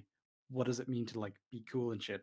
And he's like, I'm gonna be a musician. So because it's like set in the 1980s, all of his friends like dress up like fucking Motley Crue on a budget, and they just go busking and like their shit. It's a See, funny I movie. feel like I feel like you would have to almost start diving into like the sort of like I don't know what you would call the genre, but like the college type comedies. Like one thing that actually came to mind was the first Zombieland movie. Oh yeah. Yeah, that's pretty fucking good. And I was kind of thinking along like those sort of lines as like those type of movies, like Van Wilder almost, like with that sort of thing, where it's like it's not the main focus, but like the whole American Pie genre, that kind of thing. It's like there's romance there, but it's not like the focus of the movie or the plot, but it usually does resolve things at the end. Yeah, it's Super Bad plot even relevant. it has a very, very like despite it being a very raunchy comedy, it has a very sort of sweet ending to Mm-hmm. it. So That was it's more of like a bromance, though, wasn't it? Because it well, was it about like the was, but friends. the girls at the end, like it all ties it very. That's kind of what sort of pushes the bromance out of the main focus and the romance into the main focus is the Mm-hmm. ending, and that's what Mm. makes the ending bittersweet. So I'm looking through here, and you've got your usuals, like a bunch that are just straight up romances, like Your Name, About Time, and then you've got like fucking Toy Story 4 on there for some reason. Ew. Yeah, and Oh, Deadpool 2 for some reason. that's weird because If I was gonna make that comparison, I'd say Deadpool yeah, one, not Deadpool Deadpool one, like two. even Yeah, even Deadpool Deadpool 1 himself. I could absolutely buy as a romance because that's what is Deadpool's whole thing, is that I he wants was to get back to his girlfriend I and was not be also gonna fucked up. I was also gonna say he even in the meta sense like says it's a romance movie. Yeah. It He's even like came out on Valentine's Day, if I recall. It was a big part yes. of Oh the yeah, and they marketing. did like the alternate trailer that made it look all like sweet and stuff. Uh huh. Yeah, they're like, here's the one you can show your girlfriend to get her to agree. I think I actually saw it with my girlfriend at the time on Valentine's Day. Oh yeah, I did. It was great. Yeah, good time. I worked at a Good movie. times at the cinemas. You remember those? I worked at a movie Mm. theater, so the fucking seeing fucking Deadpool 1 about 35 times got a bit annoying. I mean, Well, yeah, maybe Deadpool is one don't of those do characters that. who's best used sparingly. Don't deliberately go out and overload on him. I think that was Wait, the big problem with the Deadpool game as well. It's like you're stuck with nothing but Deadpool for like many hours at a time. Well, not only that, yeah. it also his lines rarely ever changed. So we got some ideas in chat. Disney's Oh, Beauty and the Beast, the 1990s version, not the god awful remake. yeah. I mean, those princess movies, I threw out Enchanted there because like it's not directly one of those, but those generally are romance focused, but it's not the central conflict. So yeah, they absolutely fit in. I But think the only thing I would hesitate on with Beauty and the Beast is that it constantly gets pointed to as being like I was about to because fucking it's the Stockholm syndrome thing, yeah. it's like Which it's has not. always been wrong. It's annoyed me for fucking so many years. That's Oh, not how Stockholm syndrome oh, works. you would fucking love what Lily Orchard fucking said about it, because she just fucking rips into it, saying like, "Oh, it's Stockholm syndrome, changing your abuser and all that stuff," and it's just like, wow, you're diving Yeah, way too literally deep not into what this. Stockholm syndrome is. And if you watch that movie and pay any attention at all, Belle is making informed decisions and exerting agency to change her situation. Not to mention when the Beast acted up when she went into the West Wing, she fucking left. Yeah, it's like she had the freedom to leave and exercise that freedom when she decided it was I appropriate. love it in the chat. Lily Orchard should not be listened to. Yeah. Yeah, literally should not. She doesn't know what the fuck Uh, she's talking about. And Anytime she does make a decent point, it's like a broken clock thing. Or it's a point that's so basic, everybody already knows it. remember, she thinks fucking Jungle Book is like the blandest Disney movie oh when yeah, it's like, didn't even finish it. Like literally stopped 20 minutes in and was just like, "Yep, this is the blandest one of them all." And it's and like, it's like, how do you okay. say that about the movie What? that just oozes charm? Like I Or fucking how do you Well, make that kind of declarative statement about a movie you yeah, haven't even watched? yeah. You People deliberately when stopped people do yeah. watching it. that, it's No, fucking cunty. remember, I have the dubious honor, of Wyatt proclaiming that this is my Y.A.R.P villain. My And Y.A.R.P Oh antagonist is no. Lily Arch. Yeah, that's where we're at. Thank because you, because Wyatt, when so we much. because when we like, oh yeah, the writing tip thread, yes, it's exactly Oh my! why I I had to fucking read declare. that whole list out. They made me read the whole thing. And like Yeah, I we had It's the bad. pleasure of reading it privately so I could just see it on my own for a little bit. It's like this bitch that's doesn't know what the that's fuck why she's talking that's why about. I declared her your nemesis, Oh, ninja. she's so Because you're just so, because the I'm so mad that we weren't recording when you introduced her to me for the very first time because my initial reaction was so fucking golden. it's like, that's a woman. You went bullshit. I was just like bullshit. Yeah, if I put I you think like on a eventually we will end up covering a video because just she has a lot of things to say and a lot of tisms I to don't go know over what and we would read. a lot Oh, of points to which one correct. though? Just pick Uh, one. They're all fucking equally horrible. It's like that. I mean, It's like we'll that Jay pick one Longbow that video where. if one uh, ever becomes like particularly topical because it's about a movie specifically that we're on about or topic that we're covering, then yeah, she's in the roster. well, what's No, fun? it's like Jay Longbone in that the Gotham High video when he's just like throwing the dicks at the wall. It's like trans yeah, that's a character for you. They're just picking character traits. Not even character traits, demographic traits, and then that Yeah. becomes their whole character because they don't actually know how to write those kinds of characters. They don't, not at all. uh, see the like, what's funny is like, even she's like the worst kind of Star Wars fan too. Like, this isn't the heart of Star. Like she was talking like, do you want to like what would it be Oh, like she's the one who said to the heart of Star Wars was like lightsabers. yeah, Yeah, I was like, what would it be like to be a ace pilot? To be like, nobody gives a shit. That's not the heart of Star Wars. This is the heart of yeah. Star Wars. And then showed Lightsabers, motherfuckers. all the lightsaber Mhm. fights for like 9 minutes, or over like a good 5 minutes actually. And like, Oh my god! And It's the kind of take you'd expect from someone who's never actually watched the movies and is just kind of aware of them. that's what Hello Greedo thought the fucking prequel fans were like. That's was his stereotype, that we were all just like kids that were like high on fucking candy and soda, so we just loved nothing but the lightsaber fights, and we didn't understand what Star Wars was. And it's just like, oh, she literally doesn't understand what Star Wars is. Yeah, it's a very a juvenile position to hold. Like Star Wars equals lightsabers. Yeah, because no, Okay. like other than the fucking like you, other than like I'm trying to think, like pretty much all the lightsaber fights in the OT are important because they are part of story bits, as opposed to the prequels where it was Well, like just yeah, get as many it was lightsabers about on screen. character and world building before anything else. Exactly. Yeah, and when you had them, it was the conflict between the two most powerful characters involved in the story. Whereas if you go to like a lot of the games, the best ones are where you're just like a pilot or a trooper or something like that. Or if you're a Jedi, you're like you're basically a superhero. Like when you're playing as like the Star Killer in the Force Unleashed, or uh, Jaden Core in fucking Jedi Academy, where you leap Oh, like Star Killer 600. was so fucking broken. Oh, what's funny is Yeah.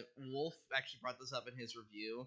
Is that like Star Killer would be broken if he was just put into normal Star Wars, but they literally made everyone like Star Killer. Like they just over exaggerated the hell out of the Force itself. So when you're fighting fucking Obi-Wan Kenobi in the DLC, fucking Obi-Wan's doing like a fucking Force repulse. It's fucking hilarious as all hell. Uh, At the Star Wars games though, because one thing I do remember, there's a fighting game that literally is just nothing but lightsaber battles, and Count Dooku is OP as fuck in that game. It was oh, like finally redemption. oh, you mean that was Revenge of the Sith. Revenge of the Sith was basically half fighting game. And no, I think this was just entirely fighting game. The only I true think. Star Wars fighting game that was out was Masters of Terras Kaze, and that was very bad. It was a PS1 game. I Oh know my no, Star Wars games, my friend. unless I'm thinking of the same game you were, I just only played the lightsaber fights. Which is fair. That's what like the only thing you would do was fucking get a friend over. You played the campaign so that you could unlock the character in the dueling mode, so that you could just play as Count Dooku or General Grievous or Mace Windu, just fucking kick the shit out of each other. I mean, that must be what I did. I just do not at all remember anything except the fights. But like that's like me, my brother, and like one of my friends. Like we Yeah. just swapped in. Well, it's Like, because and yeah, not Dooku he's OP because he had the the way his sabers like ergonomically designed. Like it's an actual sword handle, and he has like that fencing stance. yeah. All of his moves had like a little bit more range, and they were all like quick jabs. Whereas if hmm you were Darth Vader, you just going in with like a fucking baseball bat. What's honestly really cool was the fact that if you played a mirror match, the alternate costumes were awesome. Like fucking, you'd see like Obi-Wan with Qui-Gon's lightsaber, fucking Darth Vader with a blue lightsaber. It was really neat. Uh, Hmm. oh, Count Dooku with a green lightsaber, like his light Although side it did counterpart. it kind of fucked me up that Anakin and Darth Vader were separate characters, so you could have Anakin fighting himself. Oh, it was fucking hilarious. Oh, Anakin's death sound. Ah! Uh, Yeah, nothing will beat Yoda's Lego death sound. I love that that became a meme. Same with the hurt sound from what's that? After Minecraft, all the 12-year-olds on YouTube are playing it. It's all like pixely and broken Roblox. looking. Yes, that's the Oof. one. Oof. Oh god. uh, God, you got me So thinking about Star romance. Wars. Yeah, you want to talk I about mean, we true can talk romance? about romance in Star Wars if you want, but Let's talk about Anakin and Padme. They had the biggest fucking the best yeah. chemistry. Am I right? I mean, that's never been talked about before. It's like the thing everyone brings up about the prequels.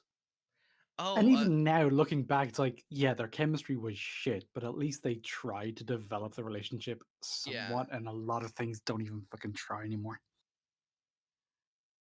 And also, like, yeah, the goofy dialogue. I don't like sand.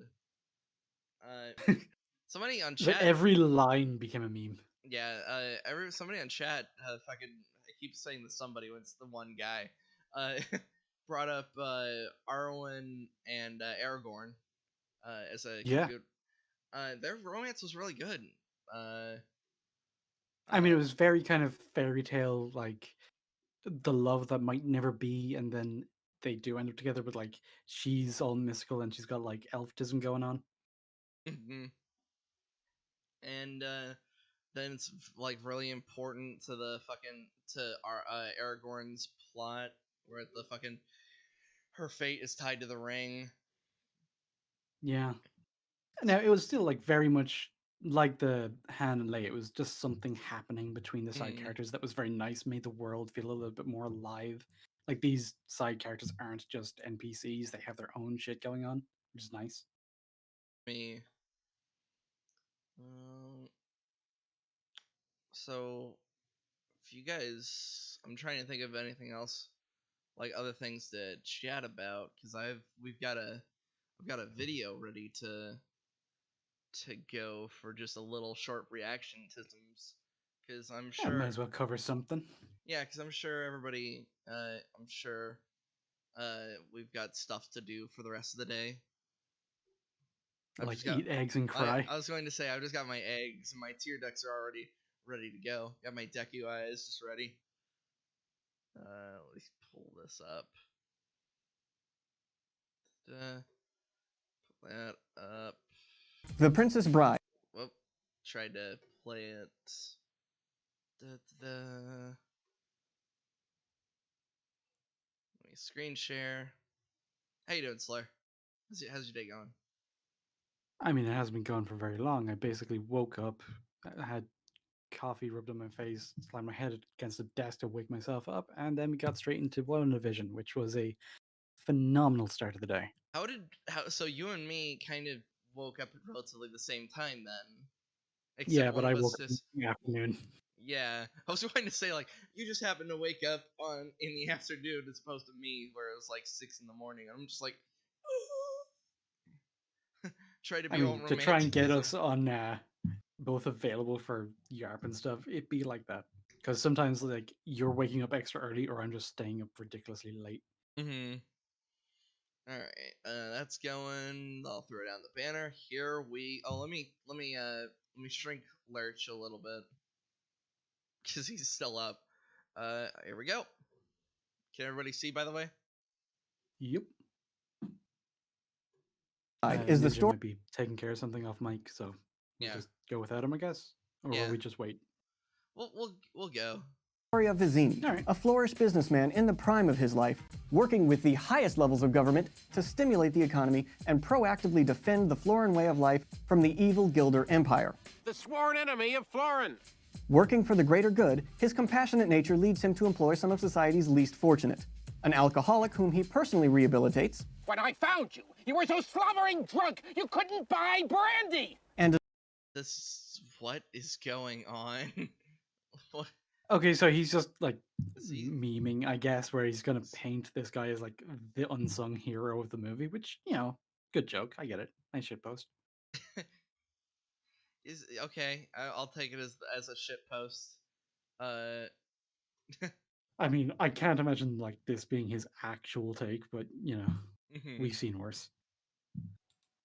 an otherwise unemployable Danish man-child with the IQ of a carrot. Anybody want a peanut?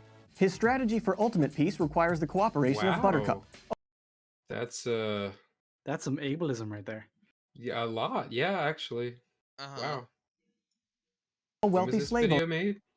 Oh, hold on. Current year, probably. Hold on, I forget. Oh wait, when was this made? Hold on, I'll throw the banner up so I can look at the time. Okay. 2018. Wow. Wow.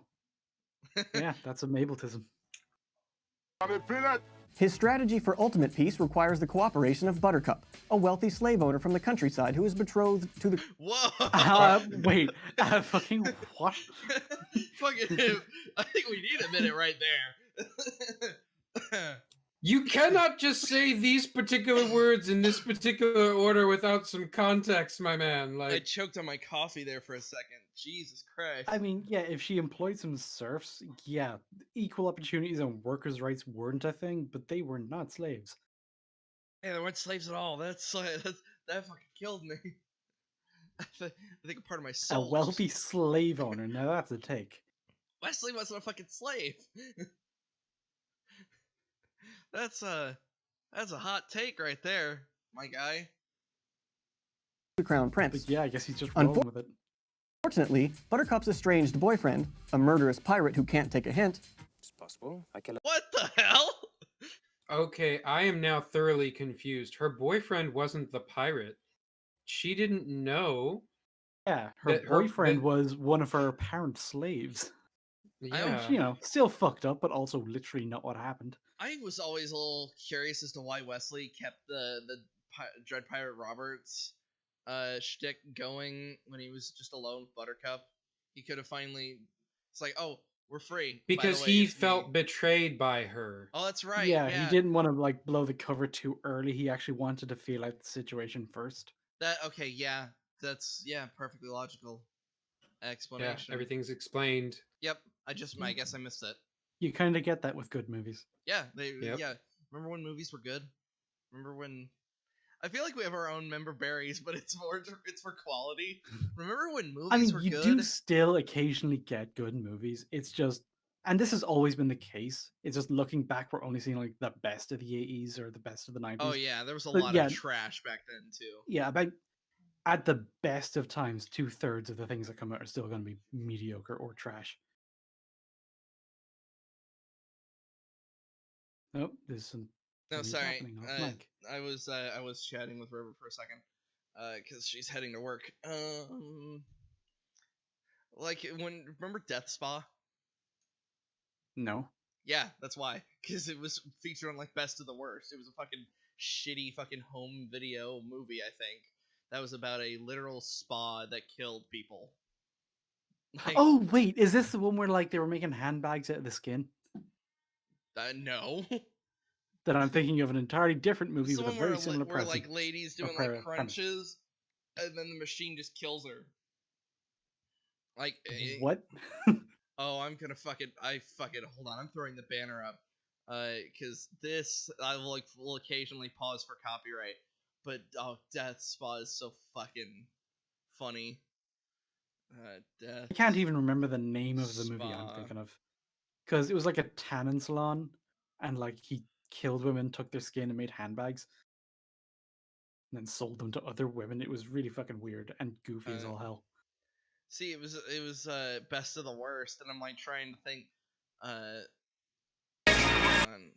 Oh jeez, and it's just this is what this film looked like, people. As I throw the banner back down. Oh, this was the quality it was filmed in, on like a phone. Yeah, I'll fucking turn the volume. Oh, actually, the volume probably wouldn't save it. But just quickly run through. I mean, turn the volume down a little bit because it's spiking. Yeah. Hi. It's 'cause it's just a loud fucking Well, how film. many reps can you do? 15 or 20, or if I'm showing on. Well, why don't you show off? It's like they're showing off, and then this spa has like a fucking control room. And Wait, what? oh, there we go. See, Where were you last night between 9 and 11? the crunch machine just starts to just kill him. Yeah. Can they remote control dumbbells? No, it's like an evil spirit. Why is he strapped into it though? I don't know, to generate conflict. Where were you last night between 9 and 11? At home hacking. At home hacking. And why are you leaving town, sir? That's awfully suspicious to just drop out of nowhere, especially in the middle of an investigation. Oh my god. I'm gonna fucking switch back. Death Spa is hilarious, and also is one of the reasons why not every movie in the 80s was fantastic. Alright. A lot of people. arrives and throws lightning sand into the gears of Vizzini's carefully laid plan, systematically incapacitating his H-1B visas before murdering Vizzini with deceit and poison. They were both poisoned. Although Buttercup He He didn't did not poison them. murder Vizzini. Vizzini murdered Vizzini. Yeah, that was kind of the whole point. It's really weird. briefly gets the drop on him, Wesley uses honeyed words to entrance her once again. As you wish. With Okay, But- I love this. Wow, the level of fucking insulting, disingenuous like going on here. Like the whole thing was that was his way of revealing that he that loved he her. was Wesley and not the Dread Pirate Roberts. Yeah. Even taken it as a joke, it's like, okay, we're just gonna look at this movie from the Florence perspective, and like just Vizzini's whole idea is that he's the hero. It's like, yeah, good joke, but this where you're just outright making shit up, you're breaking your own shit post. Also, this scene was one of my favorites of the entire film. They're both just fucking just rolling down this big ass fucking hill. Oh, and that hill is like damn near fucking vertical. Yeah, and I kept thinking like they were lucky there were no rocks. Like if they just kept going and their heads like landed on those fucking like rocks just over there, dead. Like they were picking up some fucking speed. Yeah, that's the point. It's just batshit insane. Buttercup now under his spell, Mother Nature herself attempts to stop the dreaded pirate, bombarding him with fire, earth, and beast. But They're just in the fucking fire swamp. That's just the idea of going into a hazardous terrain. No. Mother Nature's trying to stop him because he's an evil slave who's Oh my bewitched his God. slave master, and that Oh. makes him bad.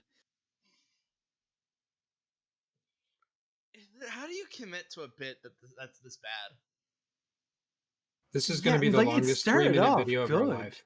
At the very beginning, just doing it from the Florence perspective, it's like, yeah, nice, I like this. But now you're just like going way off road. Remember, this is like gonna be the opposite of the. Remember when that guy was just basically applying human fucking, like when the Cracked video when they're like the Predator's the worst Oh, hunter 'cause yeah. he doesn't wear Oh the- yeah, he The should have been Predator- wearing an orange vest. Oh Jesus! So I now need a predator in canon who wears an orange safety vest. It's like, yeah, we get that it's a bit, but it's a really shit bit. yeah, and Jesus, then like that was a video we basically just stopped because we're just like it's the same thing over and over. He doesn't do like human hunting laws. Fuck off. But this one is just like this guy is just going into his own fucking universe of the like the world is like trying to Oh, stop he's Wesley. beating the shit out of that straw man. Yeah, we're just watching him, and it's just like you. Or did he okay? just watch the movie with the sound off, and that's how he's getting this? Because he doesn't recognize that it's the same fucking dude. Well, yeah, it's like if your argument is that Wesley is a slave, then why are you then saying that he's the bad guy? And It's very again, even confusing. taking it all as a joke, you're still fucking it up. All right, let's go. alas, his cunning and villainy are too great. It's a What fucking villainy? rodent of unusual size. Also, by the way, one of the best jokes about ROWS. Damn, I keep saying fucking ROUSs. Rodents of unusual size. I don't think they exist. Ah! Like I fucking love that in just any movie. We were talking about it yesterday when we were watching The Mummy. Just like characters who are like cool, but almost not too cool to the point that it's like they can get like smacked down for like a pretty good joke. Yeah, they're cool, but they're still just people, so things that would inconvenience anyone will trip them up. Yeah. Such as a big rat just flinging itself at you. When Prince Humperdinck's considerable skill as an outdoorsman leads to Wesley's capture, his life is spared by the merciful prince, and he is given the opportunity to serve his country, even in disgrace, by participating. No. Hold the fuck being on. Just tortured. showed him being tortured. Not only that, but his life isn't spared by Humperdinck. Fucking Buttercup does that Yeah. by agreeing to go back with Humperdinck. Yeah, because she just wants to hold on to her new slave. /boyfriend. /villain. Ugh. I feel like he's just taking the piss at this point. I mean, he's always been taking the piss. It's just a really broken joke. Yeah. In a government-funded research project. And remember, this is for posterity, so be honest. How do you feel? Wesley repays his debt to society by giving his life for science. What the fuck? No! It's like, Humperdinck just kills him because he'll never get fucking Buttercup's love. Which Also, I'm pretty sure like giving your body to science as a way to pay your debt to society is like a think it's big illegal. fucking no-no. Yeah. Don't worry, we just killed this death row inmate, and now we just use his body and just dice him up for science. So if he's going to do this in modern terms, surely he'd have to take the Geneva Convention into account. Oh, I don't think we ever talked to the ninja. Do you? This was before you met us. Do you? Slur and I, our original chat with both myself, him, and Eli and Joseph, we called it Geneva Convention. And whenever we would just watch something, we'd just always it'd always pop up like, does this follow the Geneva Convention? Because the first movie, The whole meme was that for some reason it just kept coming up.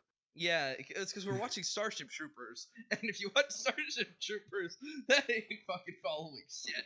Yeah, well, I mean, Geneva came up in Starship Troopers, then we brought up the Geneva Convention in like relation to everyone else, and then it just kept coming up in every movie we watched since. So the chat was just called the Geneva Convention. Yeah, that was practically the predecessor for Y.A.R.P. Yeah, I was actually convinced that was actually going to be what this was going to be called. We were just going to keep the name. It's like, we're the Geneva Convention. We're going to talk about fucking Star Wars for 3 hours. I would love the idea, like we did. Like, there's an alternate universe. We just be us. It's just a mirror universe, like in Futurama, when they go to the edge of the universe, everybody's wearing cowboy hats, and that's what the podcast was called, Geneva Convention. An alternate universe where I'm the angry one. Would I be the Irish one then? Or I mean, yeah, that tracks. Ninja's still ginger though. Oh. But Inigo and Fezzik, now living directionless lives in the absence of their job creator and mentor, I am waiting for you, Vicini. succumb to their inner demons and, in a mad quest for revenge, assault a federal employee and resort to witchcraft Get back, witch! to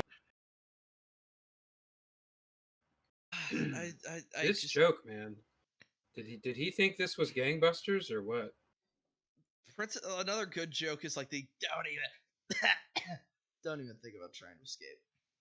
I mean, he is just riding this bitch till the wheels fall off.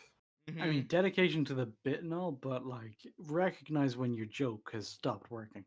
Also, the fucking I've always loved this the miracle worker character, mainly because it's just me, and it just relies on a joke where it's like, I'll do anything out of spite, where it's like, well, yeah, I'll make your miracle if it means I'll. Well, yeah, that's the thing. Like he keeps telling him, no, I'm not going to do it for true love. I'm not going to do it for that.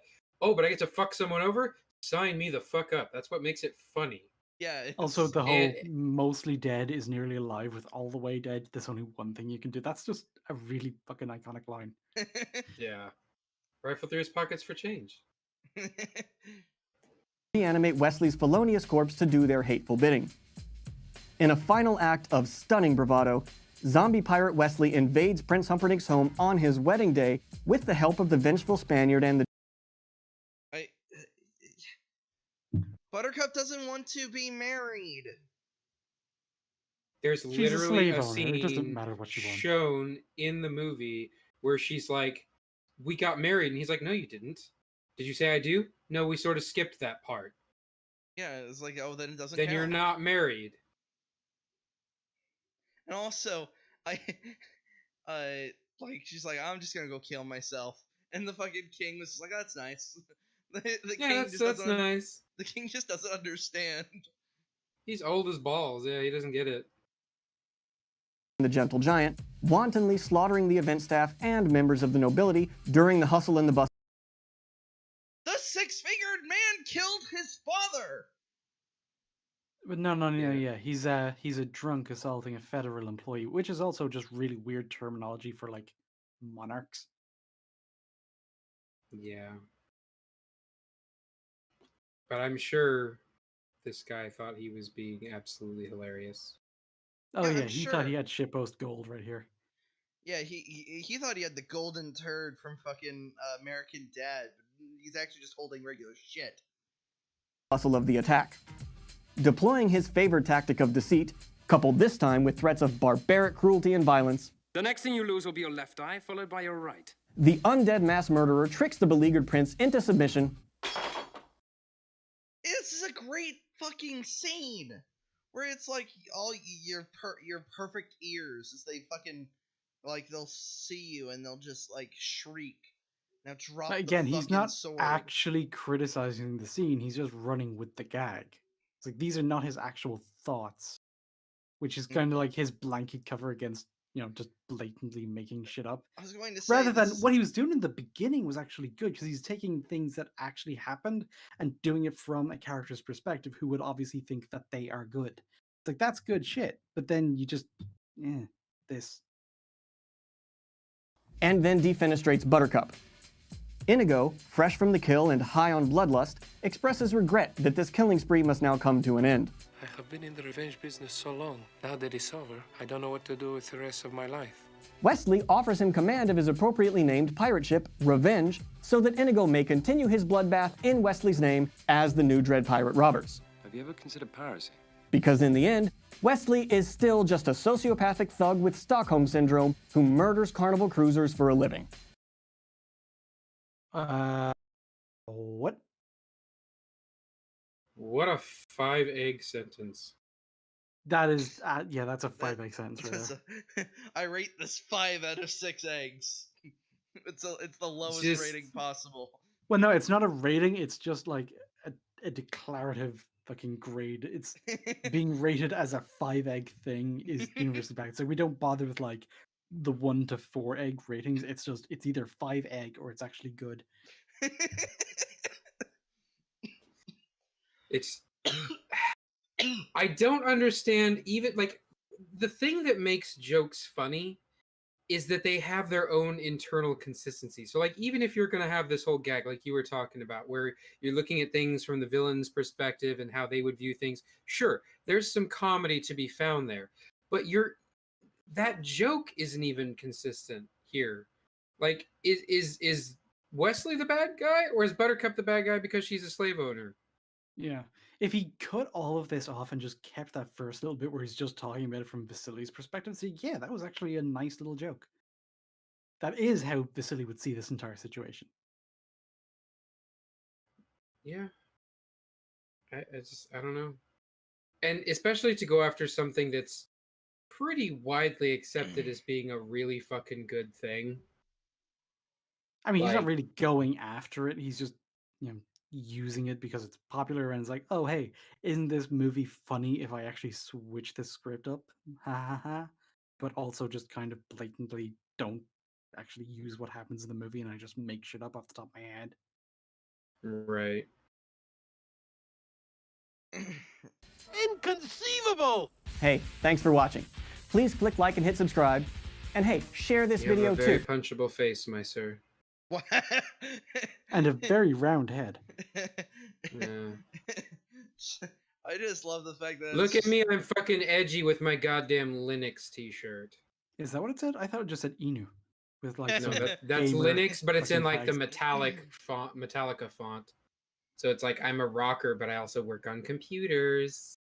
I hate that. Oh, how quirky. Yeah. Yeah, It's like one of those people who's like, oh my god, I fucking love science, like t-shirt, but they literally know fuck all about science. It's like nobody who's actually studied science or done anything like that does that shit. I love how I'm almost so anti-brand to the point that I just wear like gray clothes. I'm like, no, I will show it. I will show that I like this thing via the knowledge I have. I mean, if I'm dressing casual, I just have cheap t-shirts out of pennies, which will sometimes have some decal or something on them. Sometimes it's like superhero-y shit, or sometimes it's just like generic, Yes, cheap clothes branding. Sometimes I wear like my Justice League shirt or my Captain America shirt. Most of the time I'm like, nope, my gray and blue long sleeve shirt for me.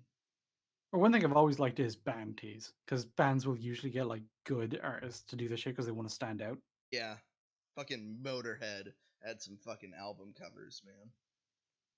I think I have like a couple of Iced Earth t-shirts. One of them I got at a gig. I have a few Iron Maiden t-shirts, most of which are like way too fucking old now.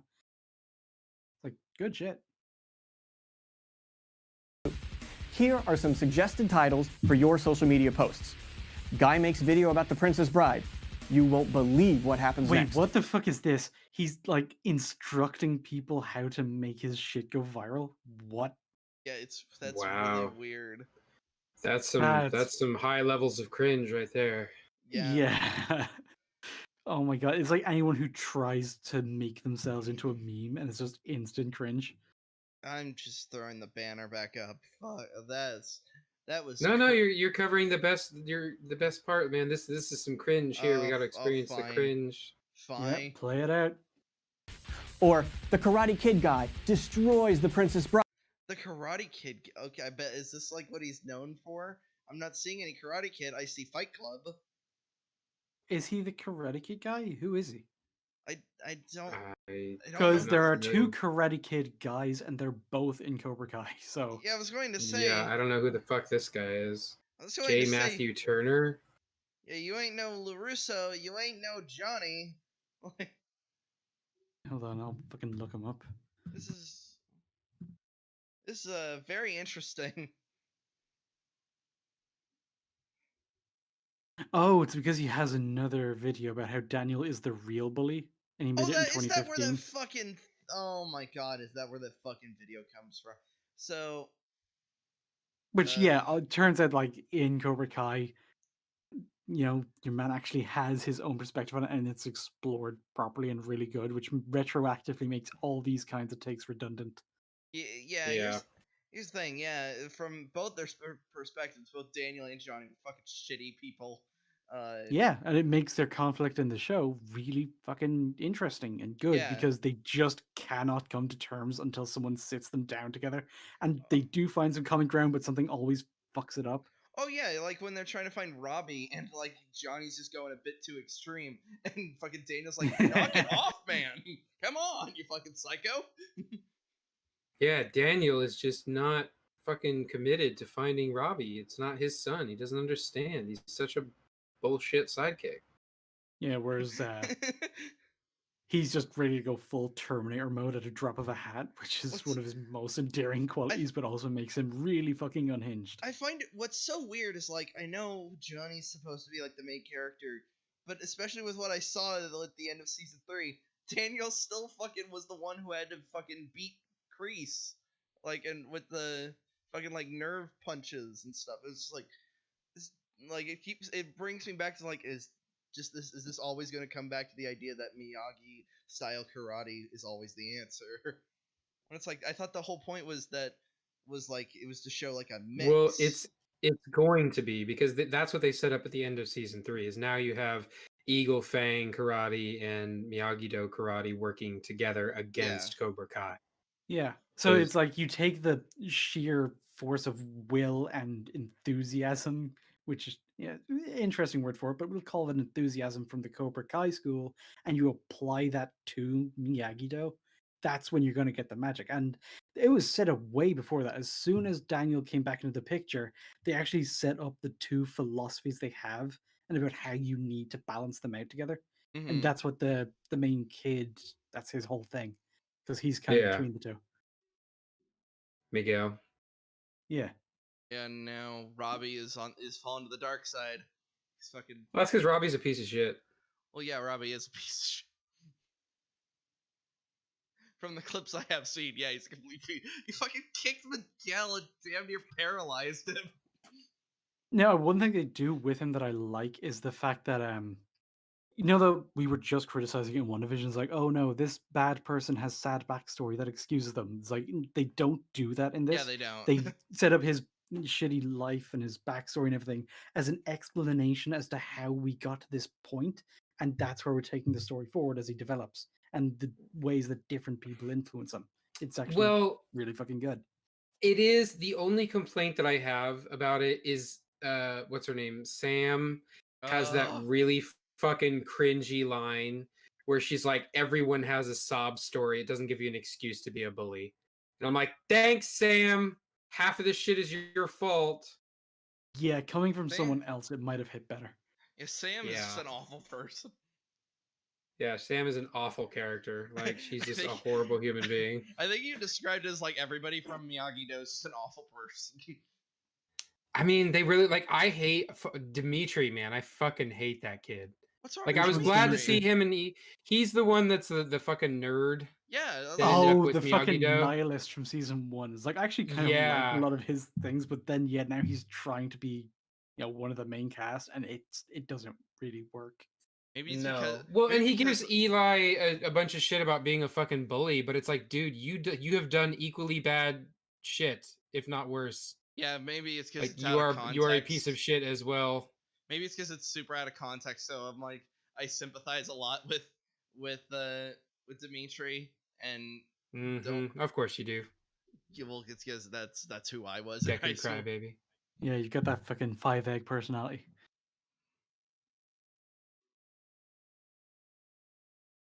I'm sitting in the corner with my eggs. Just sitting in the corner with my eggs. Just gonna take my Fucking eggs to the corner. destroyed. Fucking Deku tears as he cries his eggs. But no, yeah, it starts off that like, yeah, Hawk is the one who's like going off the rails, but then once Dimitri starts like getting into Miyagi-Do, he deliberately goes out of his way to antagonize him, so you kind of lose sympathy that way. Okay. Yeah. It's really weird. Like the pendulum swings very hard in the other direction, but it's like the show presents it to you like Dimitri's the good guy and Hawk's the asshole, and it's like, not really. Which is weird because they could have done the thing they did with Daniel and Johnny, where it's like, yeah, it doesn't really matter after a certain point who started. It's the fact that you both keep going and keep Yeah, escalating it. That's the real that's problem. Right. They could have Well, done and I that. We think know they can. yeah, it's weird that they didn't. I wonder if they're gonna touch on it a little bit in the next season because now they're like, reunited again. But I don't know if they're gonna bring it up or not. They might just kind of brush right past it since they're already Yeah. Mhm. Once they reunited, they had a bit of a "we cool now." He's like, "Yeah, we cool now" moment. But in this show, I do give them enough credit to think it's like, okay, it's never that simple. Yeah. Um. And I fucking I do also enjoy the fact that like the sob story thing. It kind of makes me think about how like Kreese was like a Vietnam vet, and it's like, oh, that still doesn't give him an excuse to be a fucking psychopath. Yeah, it's the same thing again. It's just kind of telling you how we got this absolute fucking psychopath of a person. It's like this is what made him that way. It's like, okay, we understand him better now. That at no point have they ever tried to make excuses for it, and that's the difference. right. Mhm. Yeah, filling in backstory is fine. I'm all about that. It's just Mhm. don't tell me how I should feel about said backstory. You know what I mean? Exactly. Like present the backstory and I'll feel about it however I fucking want. Whereas in WandaVision, you have Rambo the whole time just going, but she's really sad though. After the guys just like pointed out she fucking kidnapped and has brainwashed 5,000 people I hate plus. And we know after the last episode that those 5,000 people, the effects of that Are- brainwashing is are fucking absol- permanent. They're like in therapy for the rest of their lives after this. yeah, their DNA has now fundamentally been changed now. Well, and not to mention, like, how does this affect people when they're all now that they've introduced this whole, 30% simulation mode? Like, that's terrifying.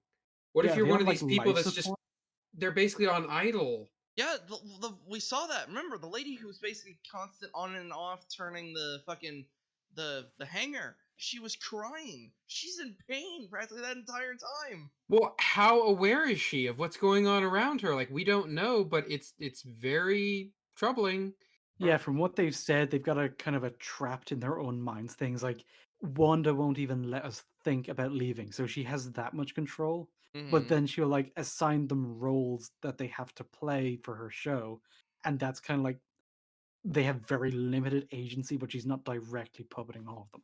It's like we were talking about like how when I was fucking dabbling with the idea of a reality warping character, and then we were talking like chaos magic. It's like this stuff is very hard to control. Well, there is actually a real world comparison for it, and there is a medical syndrome where your body is basically in a coma, but you are fully aware Mhm. mentally. You are awake. You just cannot move. You cannot speak. You cannot do anything. That shit is like nightmare fuel. Mhm. So it's like we don't have to just look at other fictional settings to see how fucked up this is.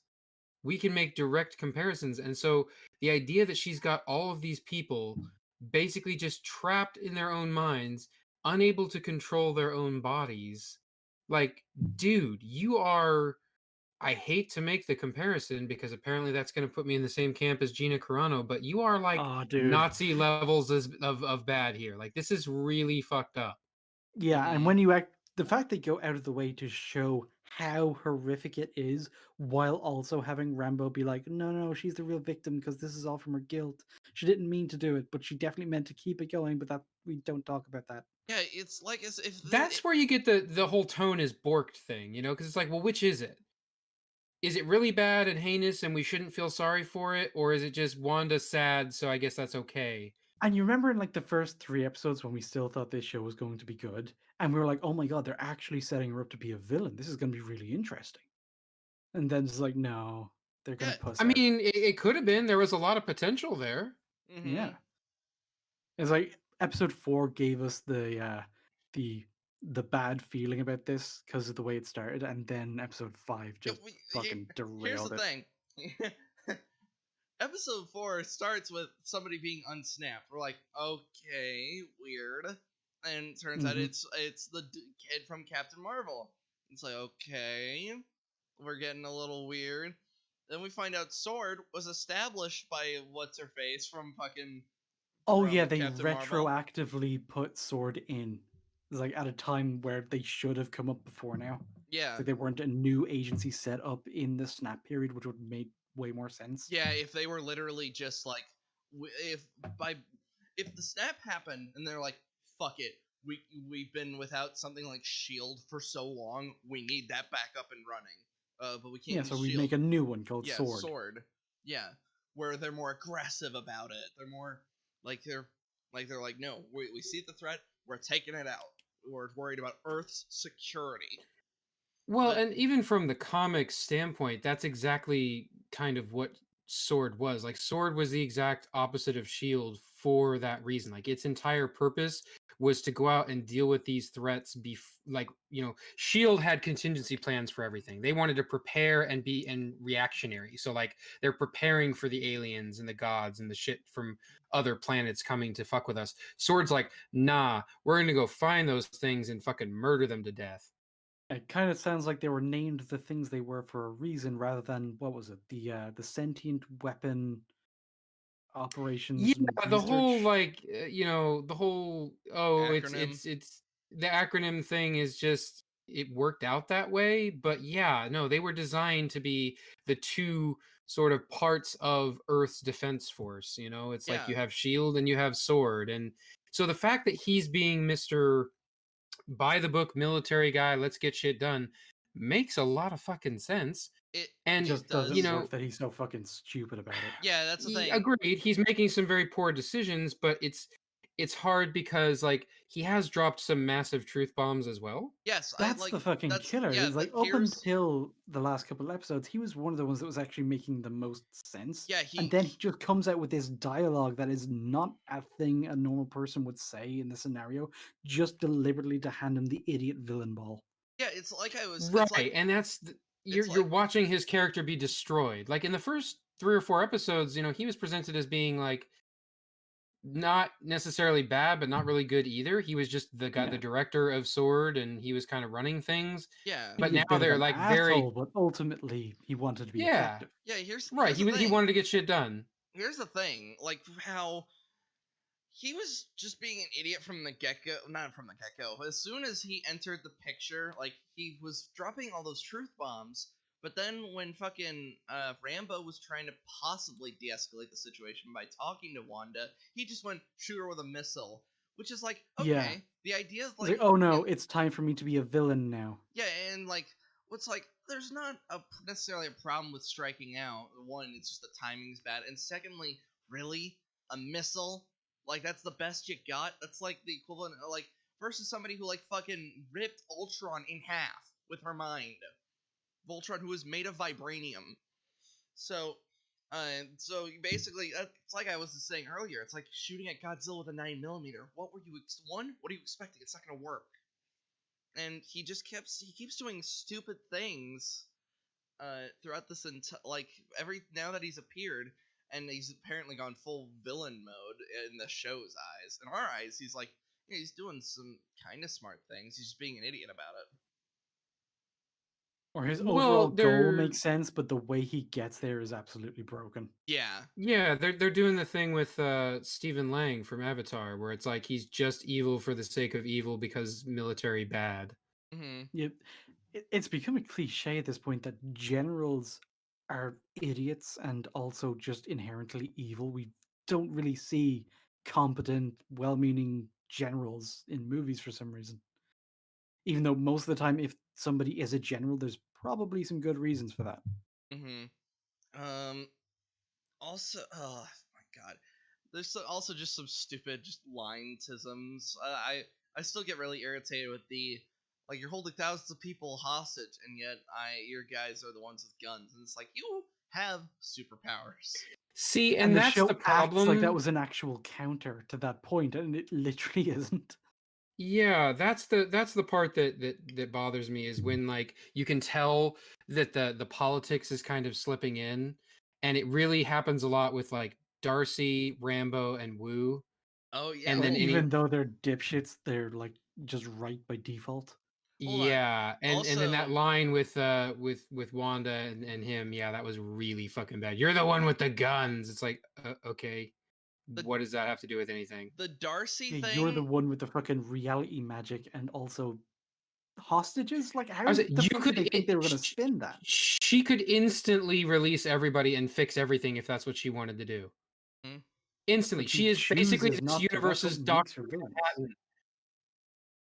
And also, like the fact that like how she treats Darcy, how he treats Darcy, I mean, was so weird because he specifically brought her there to study the damn thing, but he Yeah, they knew. just use their interactions to like make him be an asshole on purpose so that we're not as surprised when he's villainous.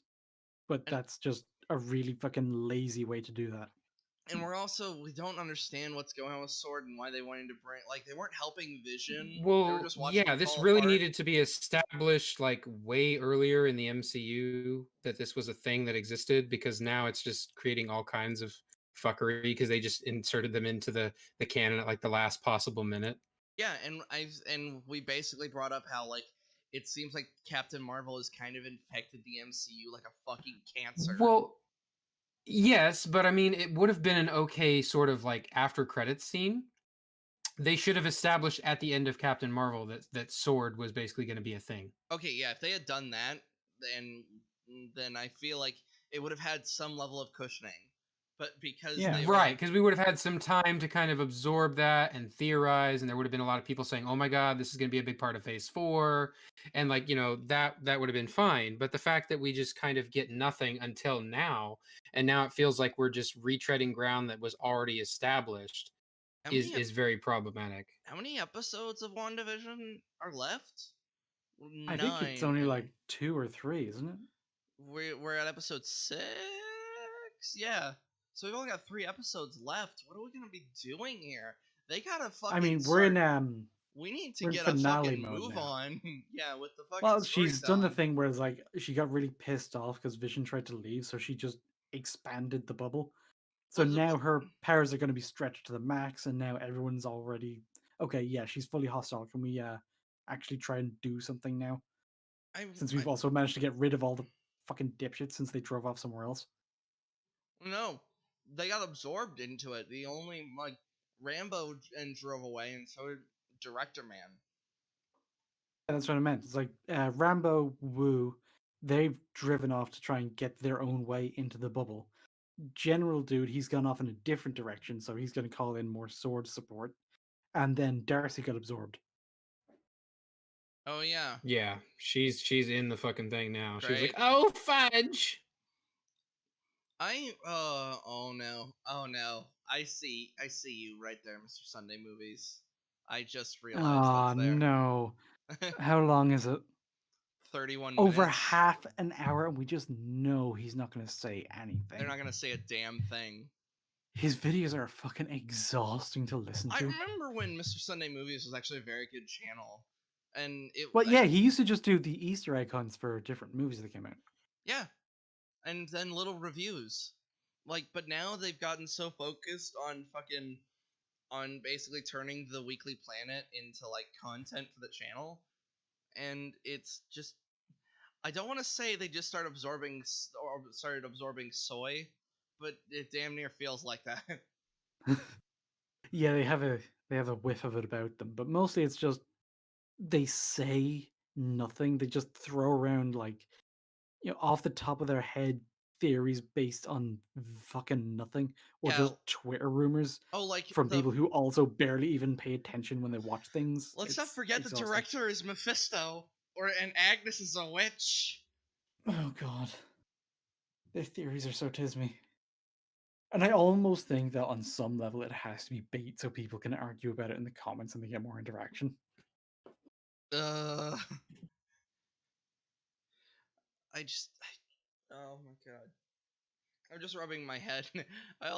But remember, Wyatt, remember, this episode answered a lot of questions. Yeah, and No, raised it many, fucking many, didn't. many more. It answered one question, and it barely did that. It actually barely. And I almost don't even count it. Like how this started. Which question was that? How this started, and it's barely answered in the sense that it's not answered. Yeah, it's not answered. It's like, how did all this start? And one is just like, oh. I don't know. I love it. The title of this is "Who Actually Sent Quicksilver." It's just like, why do these channels exist? I bet it's gonna be like some fucking Agnes, the other witch, is doing this on purpose or some bullshit that just has no basis. I love how that theory was just destroyed when Vision. Yes. Thank you, Disney, for blowing that the fuck up. I appreciate it. Yeah, I was like, because I really didn't want Agnes to suddenly be this like secondary antagonist. Because guess what? Guess who's the hey guys? Guess what? Guess who's the antagonist of WandaVision? It's Wanda. No, it's Darcy. It's gonna be like a big twist. She was like the reviver of Hydra this whole time. It's fucking what's his name? The one that we don't even. The fucking evil white guy. The director. He has a name, but none of us remember it. Yeah, I mean, I'm bad with names in general, but he has no character anymore. No, yeah, I think Darcy's going to be the Red Skull in disguise. That's going to be our finale. But no, Red Skull's hanging out on Vormir. Fucking as far as you know. Now that the Soul Stone's been destroyed, he can just hang out wherever. Yeah, he just comes back to Earth and he's like, I will revive. Wait, what the fuck is happening? Here's the thing. I remember when the idea of when Cap was putting all the fucking stones back, and he just sees Red Skull, and he's just like, I'm gonna hit you. He's like, yes, that's fair. Just immediate, just bonk with Mjolnir. I mean, it wouldn't really do anything. The Red Skull would just like reapparate. It's like, well, now that you have that out of your system, I believe you have a stone for me. It's like, yeah, you son of a bitch, I fucking do. It's like, whoa. Whoa. I don't remember you acting like this. You went Eastern European there real quick, but okay. I know my German and Eastern European fucking get like squashed together so easily. I mean, to be fair, Hitler had the same problem, so you know. Well, it's because every time I try to do a German accent, I do Nazi scientist. That's my problem. I mean, that is the cartoon version of it. We do not understand why we have the problem here. Sure. Fucking. When is Black Widow supposed to drop, by the way? Because they keep saying it's happening and it's never happened. I are we even gonna fucking watch Falcon and Winter Soldier? I'm genuinely not interested. Is it a movie or a show? A show. show. It's coming out like a week Oh after, God. like 2 weeks after WandaVision is over. And I'm like, I mean, like it in might. this backwards fucked up sense, we are kind of invested now. But I just prepared for it to be exhausting. I'm just prepared for it to just not be interesting to me. I think they said we're getting like a week off between the finale of WandaVision and the Yeah. debut Oh, a whole of Falcon. week? How Yeah, generous. I know, right? Mhm. Watch them try to keep up with that production schedule too, because they're releasing so much tism between Star Wars and Marvel. I mean, we know the scripts are just going to get more and more rushed because they're trying to pump these things out and they don't care about the quality. Yep. It's gonna be Tism no matter what. So yeah, we all stuck around for like all the phases up to Endgame, and now Phase 4 is just where we get to sit back, relax, And watch it all burn. Yeah. Yeah. Yeah, that's why the only movies I'm kind of excited just because I want to see how much of a dumpster fire their version of Spider-Verse is going to be. And then also Guardians 3 because I believe they got James Gunn back. I'm probably going to have to see the new Thor movie because they brought in Chris Pratt. Honestly, I'm not getting my hopes up for any of them. I'm fully prepared to watch all the characters I like get destroyed. Oh yeah, they're going to be that's what I'm ready bad. for. They're all going to be bad. It's just I'm willing to just even consider going into a movie theater to watch them. I can actually, right, the only one I have any hope for is Guardians. Because Guardians so far pretty Not even Doctor good. Strange? You don't have any Doctor hopes for... Strange, Doctor Strange has too much rope for them to hang themselves with. Fair enough. I think. Oh, remember we were supposed to get Shang-Chi and the fucking 10 Rings? That was supposed to that's come still out. a thing. Is that happening? I thought that It was was Yeah, supposed to be no, released like that's a still a couple days thing. ago. But didn't they already use the 10 No. rings? It was No, the I'm saying it's terrorist group in Iron Man. Yes. Yeah, but this is going to be the actual Mandarin. Yes. Okay, so are they going to be tied together since the 10 rings was Yes. based on that? That's Yes. the joke I was telling, by the way, was the fact that its original release date was supposed to be a couple days ago, and they have not changed Well, it. everything got pushed back, so fucking what? Like, it Yeah. happens. I know. I was just making the joke because they haven't even. As far You as I sit in the corner and eat your goddamn eggs.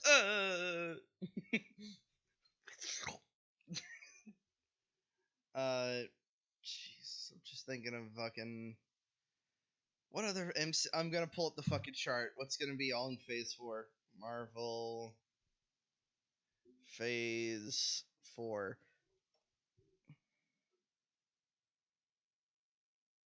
Da-da-da-da. Multiverse of Madness, Eternals, the Loki show, Hawkeye, Blade, the What If series. I love that Blade isn't even, it doesn't have a line that puts it on the timeline. It's just a thing that's happening. Just announced. Same thing with Fantastic Four. It's just confirmed. Yeah. Didn't they already do an Eternals thing and it was shit and nobody watched it? No, they did the Inhumans. Yeah. I remember hearing about it, but like, Yeah, they got the dude nothing I from heard Game made of me wanna see it. Thrones, and it was really bad. Why does Thor look like Zor? Because it's love and thunder. Yeah. Zor, Rip off Love the and metal Thunder. cover. Yeah, they're just setting up female Thor. That's all. That's really all this is. They're just passing the torch. It's gonna have Star-Lord in it, and I'm like, okay. I fucking saw a post on Facebook that was like, after Gina was fired, they said, Chris Pratt, you're next. And I'm like, okay, you go fuck yourself. Like, Yeah, he's like a born again Christian or some shit, and it's all weird, but like, what the fuck does that have to do with him being Star Lord? I literally couldn't give less of a shit.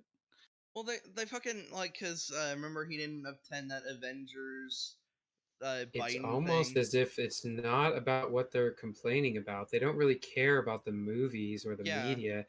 They care about eliminating conservative minds. That's what it is. It's all about the politics. That's all they care about.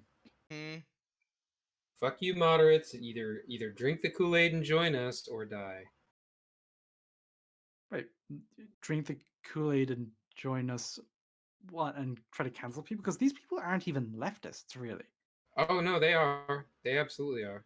Well, I think it's just different uses of left because for me, it's all about like Oh, economics I'm basing and it off rent of control American. rather Yeah, than no. yeah. Well, a lot of them believe in that kind of stuff too. I'm using the American version of leftist, not like the global version, I guess, because that's totally different. What's the global version Yeah. of left?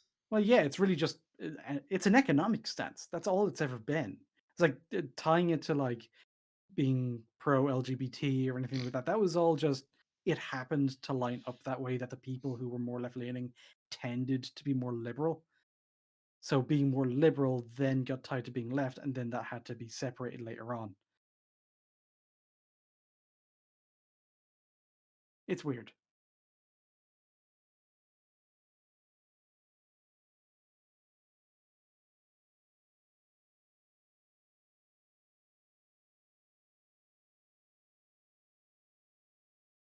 Politics is weird, certainly in current year. Yeah, politics is really weird. Did I actually cut out there, or did everybody just go silent No, for we some just went few silent. seconds? They went. Yeah. Everyone went silent. I was having a. I fucking was. My coffee went down the wrong fucking hole. Oh, Well, so what happens when you try to drink coffee and eat eggs at the same time? What if I put the eggs in the coffee?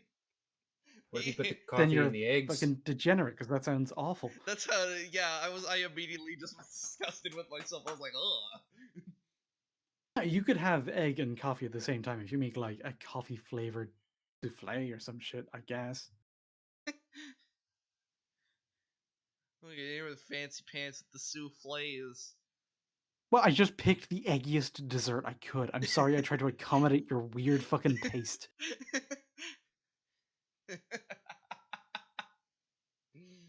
Oh my fucking god. Anyone what else do we want to chat about?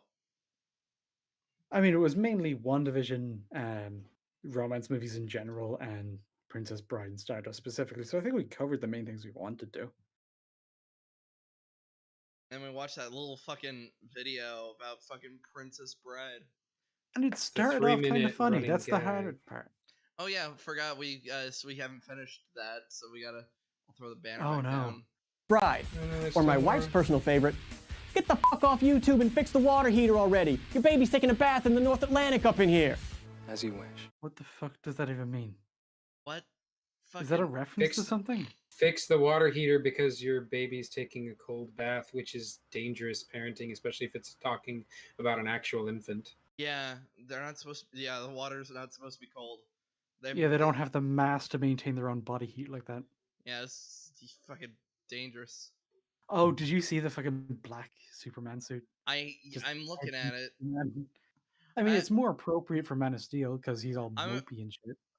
I think we'll actually end it. I think we'll actually end it here, and then then off screen we'll watch the trailer because I haven't seen it yet.